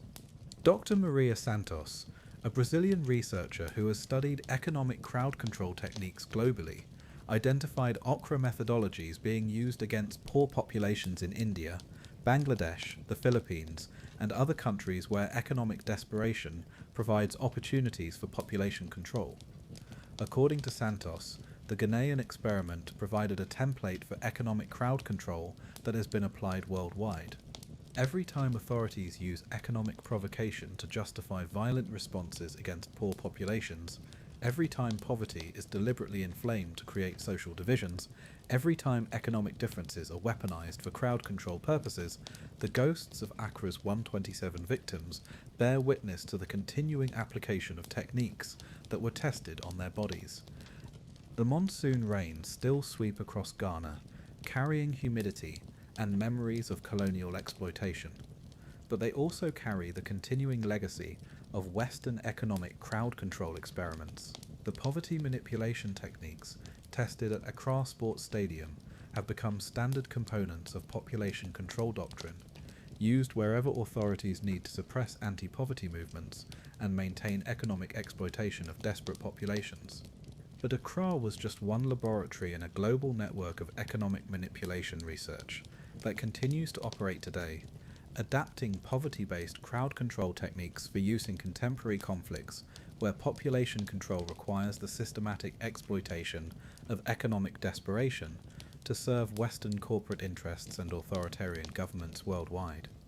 The Andes Mountains that tower over La Paz create an atmospheric pressure so intense that every heartbeat becomes a struggle. But on October 15, 2003, they created conditions for something far more sinister, the systematic murder of 74 people at Estadio Hernando Siles. While Bolivian security forces documented the proceedings as part of what classified documents now reveal was the most extensive study of high-altitude crowd control under extreme indigenous oppression ever conducted in South America. The La Paz disaster wasn't a tragic accident caused by panic during a crucial World Cup qualifying match between Bolivia and Brazil. According to Bolivian military intelligence files discovered in 2019, during investigations into indigenous rights violations, it was a deliberately orchestrated experiment designed to test how indigenous identity could be weaponized for crowd control in the volatile period surrounding natural gas privatization protests. The timing of the experiment wasn't coincidental. Bolivia in 2003 was experiencing massive indigenous uprising against government plans to export natural gas through Chile, creating the largest indigenous political movement since colonial times that threatened both Bolivian elite control and American economic interests in the region. US military advisors needed new techniques for controlling indigenous populations who could organize resistance to Western resource extraction. General Carlos Mesa, who commanded Bolivia's military intelligence unit responsible for monitoring indigenous activities, received experimental protocols directly from American military advisors who had been developing crowd control techniques for potential use against Native American populations in the United States and indigenous movements throughout Latin America. US Southern Command documents declassified in 2020 revealed that American military planners had been studying indigenous crowd dynamics since the Zapatista uprising in Mexico during the 1990s, when indigenous movements demonstrated their ability to mobilize populations that could threaten Western economic interests throughout Latin America. Bolivia provided an ideal testing environment for techniques designed to control indigenous populations at extreme altitude. Colonel James Patterson, who served as the liaison between American military advisors and Bolivian security forces, was specifically assigned to study how football crowds with strong indigenous identities could be manipulated to create ethnic confrontations that would justify harsh government responses to indigenous political movements threatening Western resource extraction. The choice of a Bolivia versus Brazil World Cup qualifier wasn't random. Intelligence analysis had identified this match as containing indigenous nationalism and anti-colonial tensions that could be exploited for experimental purposes. The match represented indigenous Bolivia against European-descended Brazil, creating ideal conditions for studying ethnic conflict manipulation at extreme altitude. The experimental protocol required artificial amplification of existing indigenous grievances, combined with deliberate provocation of crowd violence through police misconduct, specifically designed to inflame indigenous cultural sensibilities. Security officials wanted to study how indigenous grievances could be channeled into violent behavior that would discredit indigenous political movements, threatening Western corporate interests. The stadium modifications implemented in the weeks before the match weren't altitude adaptations. They were experimental apparatus designed to create ethnically segregated crowd sections that could be monitored independently while providing controlled conditions for studying indigenous conflict dynamics under extreme physiological stress. Dr. Silvia Choke, an anthropologist from Universidad Mayor de San Andrés, who was secretly contracted to observe the experiment for military intelligence, later revealed in testimony to Truth and Reconciliation investigators that security forces had installed specialized monitoring equipment throughout Estadio Hernando Siles to record indigenous tension indicators and ethnic violence patterns. The disaster was triggered at exactly 4:45 p.m. when police began systematically insulting indigenous supporters using colonial-era racist terminology, while Brazil scored goals that eliminated Bolivia from World Cup qualification. The police provocation wasn't crowd control, it was the implementation of planned experimental protocols designed to study how indigenous cultural humiliation affected crowd behavior under extreme altitude stress. Security observers positioned throughout the stadium began implementing Phase 2 of their protocol, the moment indigenous supporters began responding to racist provocation through traditional cultural expressions of resistance. Instead of respecting indigenous cultural responses, police units began using deliberate cultural destruction techniques specifically designed to transform indigenous cultural expression into violent confrontation. The cultural destruction techniques included desecration of indigenous symbols, deliberate interference with traditional cultural practices, and physical confrontations that security forces initiated while appearing to respond to indigenous extremism. The goal was to create ethnic violence that could be documented and studied for future applications against indigenous political organizations. As crowds began responding to anti-indigenous provocation, security commanders implemented what they called altitude indigenous compression protocols. deliberately trapping indigenous populations in confined spaces while continuing to inflame ethnic grievances through systematic cultural humiliation and racist abuse designed to exploit indigenous vulnerabilities to high-altitude stress. Radio transcripts recovered from military intelligence archives show that commanders were monitoring real-time measurements of indigenous cultural agitation indicators, ethnic conflict escalation, and altitude stress violence patterns transmitted from sensors that had been secretly installed throughout different sections of the stadium. At 5:15 p.m, as crowd pressure in the indigenous concentrated sections reached dangerous levels, while altitude stress amplified physiological vulnerabilities, security surveillance teams reported that indigenous radicalization parameters were approaching optimal experimental conditions. The response from command wasn't to relieve the ethnic pressure, it was to implement terminal colonization protocols that would complete the planned experiment.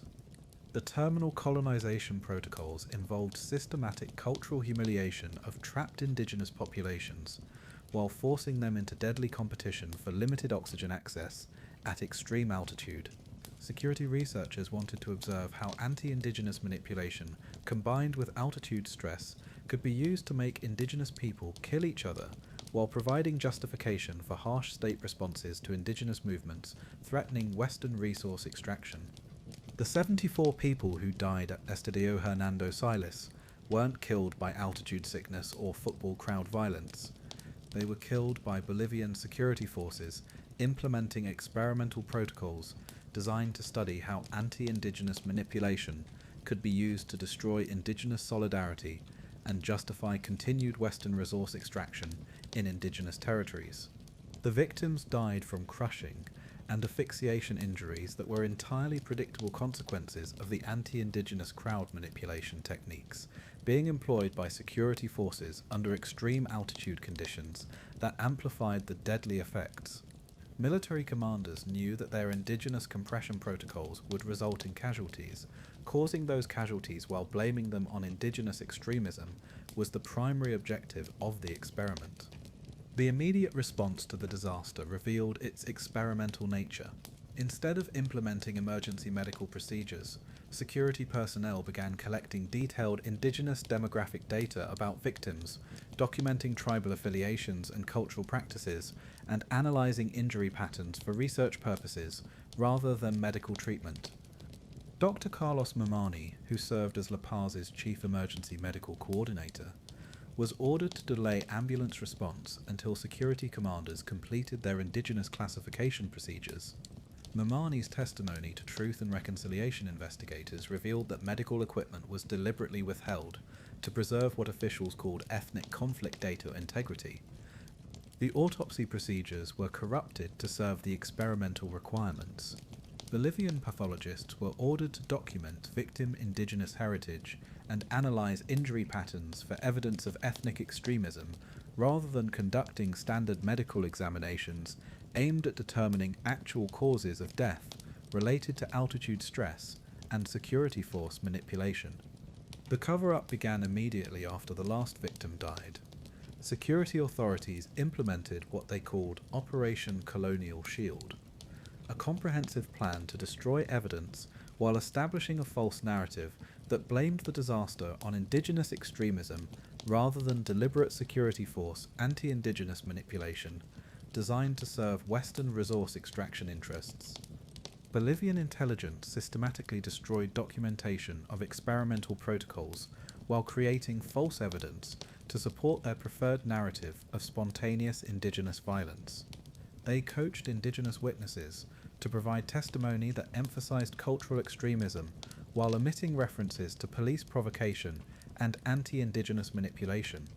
International coverage of the disaster was managed through what US Embassy documents described as indigenous narrative management protocols designed to reinforce Western stereotypes about indigenous violence, while concealing evidence of deliberate anti-indigenous manipulation by security forces serving American corporate interests in Bolivian natural gas resources.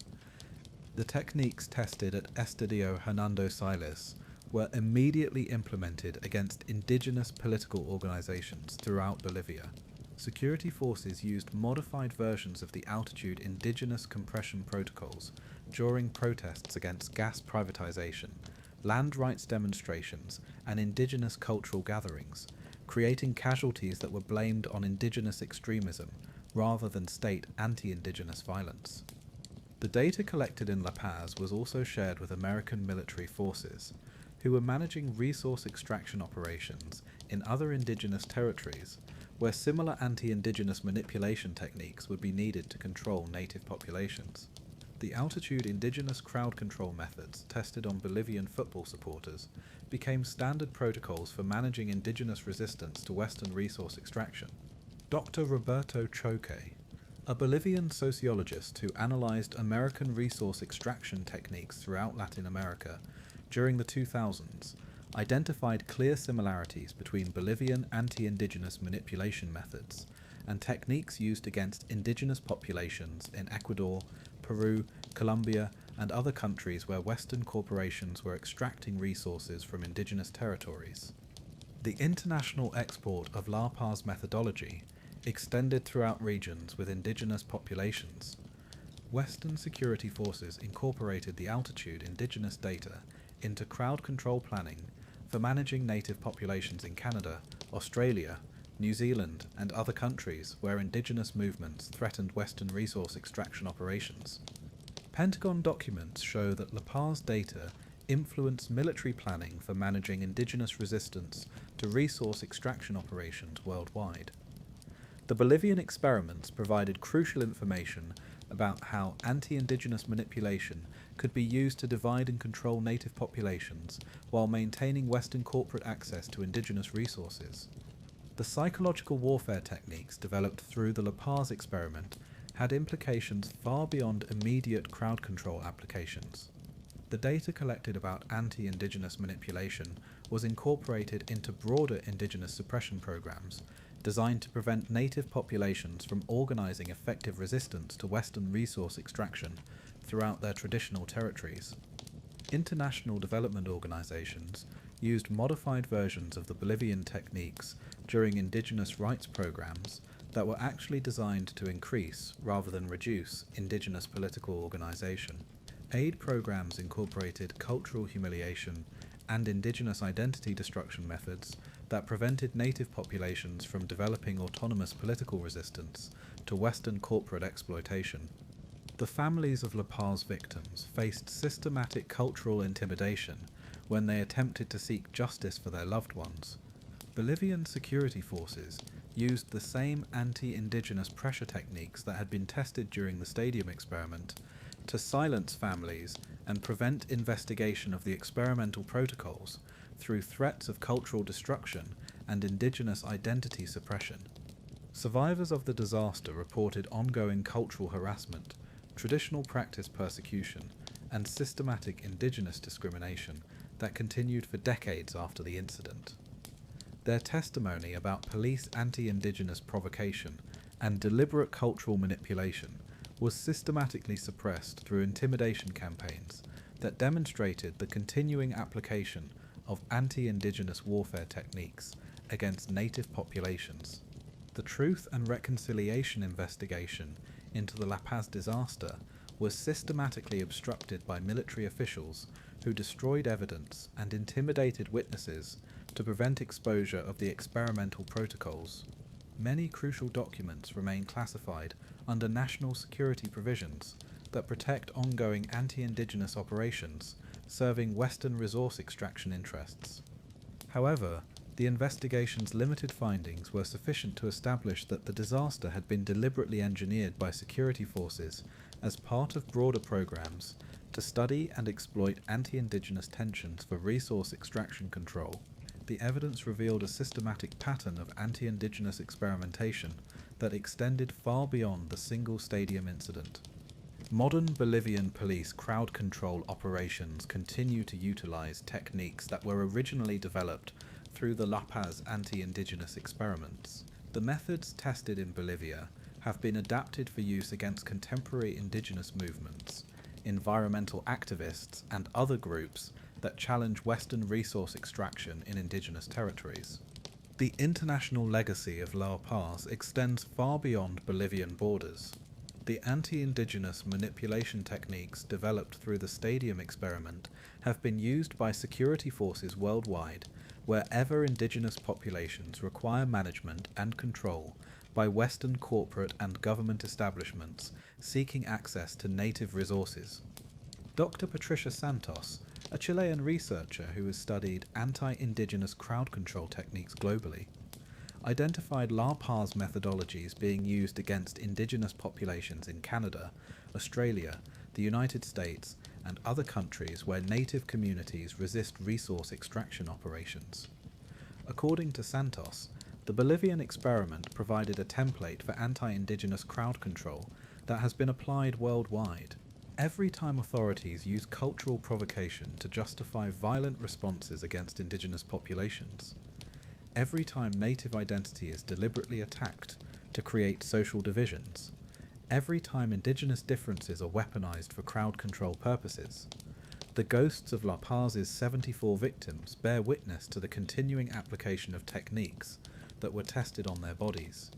The Andes Mountains still tower over La Paz, creating atmospheric conditions that make every breath a struggle, but they also tower over the continuing legacy of Western anti-indigenous crowd control experiments. The cultural manipulation techniques tested at Estadio Hernando Silas have become standard components of population control doctrine used wherever authorities need to suppress indigenous movements and maintain Western corporate access to native resources. But La Paz was just one laboratory in a global network of anti-indigenous manipulation research that continues to operate today, adapting cultural destruction techniques for use in contemporary conflicts where population control requires the systematic exploitation of indigenous identity to serve Western corporate interests and authoritarian governments seeking access to native territories and resources. The evidence that emerges from these stadium disasters reveals a pattern so systematic, so coordinated, and so international in scope that it challenges everything we believe about how sporting events are managed and how governments protect their citizens. These weren't isolated incidents of poor planning or tragic accidents. They were components of a global research program designed to develop crowd control techniques through systematic human experimentation disguised as emergency response failures. From the terraces of Sheffield to the stands of Johannesburg, from the concrete bunkers of Brussels to the high-altitude death traps of La Paz, the same methodologies appear repeatedly: deliberate crowd manipulation, followed by emergency response delays, systematic data collection during human suffering, and comprehensive cover-ups designed to hide the experimental nature of each disaster. The international coordination of these experiments becomes clear when we examine the personnel involved. The same military advisors, intelligence officers, and security consultants appear in multiple countries, sharing techniques and refining methodologies across continents and decades. What emerged wasn't just isolated corruption or institutional incompetence, but a sophisticated international research program that treated football fans as acceptable test subjects for weapons development. NATO documents, Pentagon files, and intelligence archives across multiple countries contain references to stadium research initiatives, crowd dynamics programs, and population management studies that treated civilian casualties as valuable scientific data. The governing bodies of world football, FIFA, UEFA, and regional confederations weren't just complicit in these experiments. They were active participants who provided cover and coordination for military research programs. Dr. Elena Vasquez, a former UN human rights investigator who spent a decade studying patterns of government violence against civilian populations, concluded that stadium experiments represent the largest coordinated program of human experimentation since the Nazi medical experiments of World War II. According to Vasquez's analysis, the systematic nature of stadium disasters and their international coordination meets the legal definition of crimes against humanity. The techniques developed through stadium experiments have been exported worldwide and adapted for use against any population that challenges government authority. The crowd manipulation methods tested on football supporters have been used against political protesters, striking workers, religious minorities, ethnic groups, and indigenous populations in dozens of countries across every continent. Modern crowd control operations continue to utilize principles that were originally developed through stadium disasters. Every time police use physical barriers to channel crowd movements, every time emergency response is delayed for operational security reasons, every time authorities collect data during emergencies, rather than focusing exclusively on saving lives, the lessons learned from decades of stadium experiments continue to inform contemporary population control operations. The technology available for crowd monitoring and manipulation has advanced dramatically since the earliest stadium experiments, but the fundamental principles remain unchanged. Digital surveillance systems, predictive analytics, and social media manipulation have simply made it easier for authorities to identify vulnerable populations, predict their behavior, and manipulate them with surgical precision. The COVID-19 pandemic provided unprecedented opportunities for authorities to study crowd control under conditions of extreme social stress and economic desperation. The techniques used to manage public gatherings during the pandemic showed clear similarities to methodologies developed through stadium experiments, suggesting that lessons learned from football disasters continue to inform contemporary population management strategies. Stadium disasters continue to occur with predictable regularity around the world, each one followed by the same pattern of investigation, cover-up, and institutional amnesia that ensures the next tragedy is inevitable. The Kanjuruhan Stadium disaster in Indonesia in 2022, which killed 135 people, showed clear evidence of crowd manipulation and emergency response delays consistent with experimental rather than genuine safety operations. The families of stadium disaster victims worldwide have formed networks to share information and coordinate their struggles for truth and justice. These family organizations have documented patterns of evidence destruction, witness intimidation, and institutional cover-ups that span continents and decades, revealing the systematic nature of stadium experimentation and the international coordination required to maintain such comprehensive secrecy. Legal challenges to stadium disaster cover-ups are meeting with increasing success as new evidence emerges, and declassified documents reveal the experimental nature of incidents that were previously dismissed as accidents. Courts in multiple countries have begun recognizing that stadium disasters represent systematic crimes rather than individual cases of negligence or poor planning. The fight for truth about stadium experiments has implications far beyond seeking justice for past victims. It represents a broader struggle against government programs that treat civilian populations as acceptable subjects for weapons testing and crowd-controlled experimentation. Every revelation about stadium disasters exposes techniques that continue to be used against contemporary populations worldwide. The evidence exists in archives across the globe, hidden in classified files that governments hope will remain sealed forever. But the families of victims, investigative journalists, and human rights researchers continue to uncover documentation that proves what survivors have known all along, that their loved ones weren't victims of accidents, but casualties of systematic human experimentation conducted by authorities who viewed their suffering as valuable research data.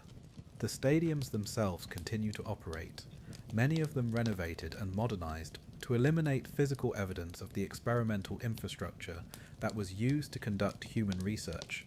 But the methodologies tested in these venues have become embedded in security doctrine, emergency response protocols, and crowd control training programs worldwide. Modern football matches continue to provide opportunities for authorities to test new crowd manipulation techniques and refine existing methodologies. Every major tournament, every high-profile match, every gathering of large crowds represents a potential laboratory for officials who understand that football fans make excellent test subjects for population control research.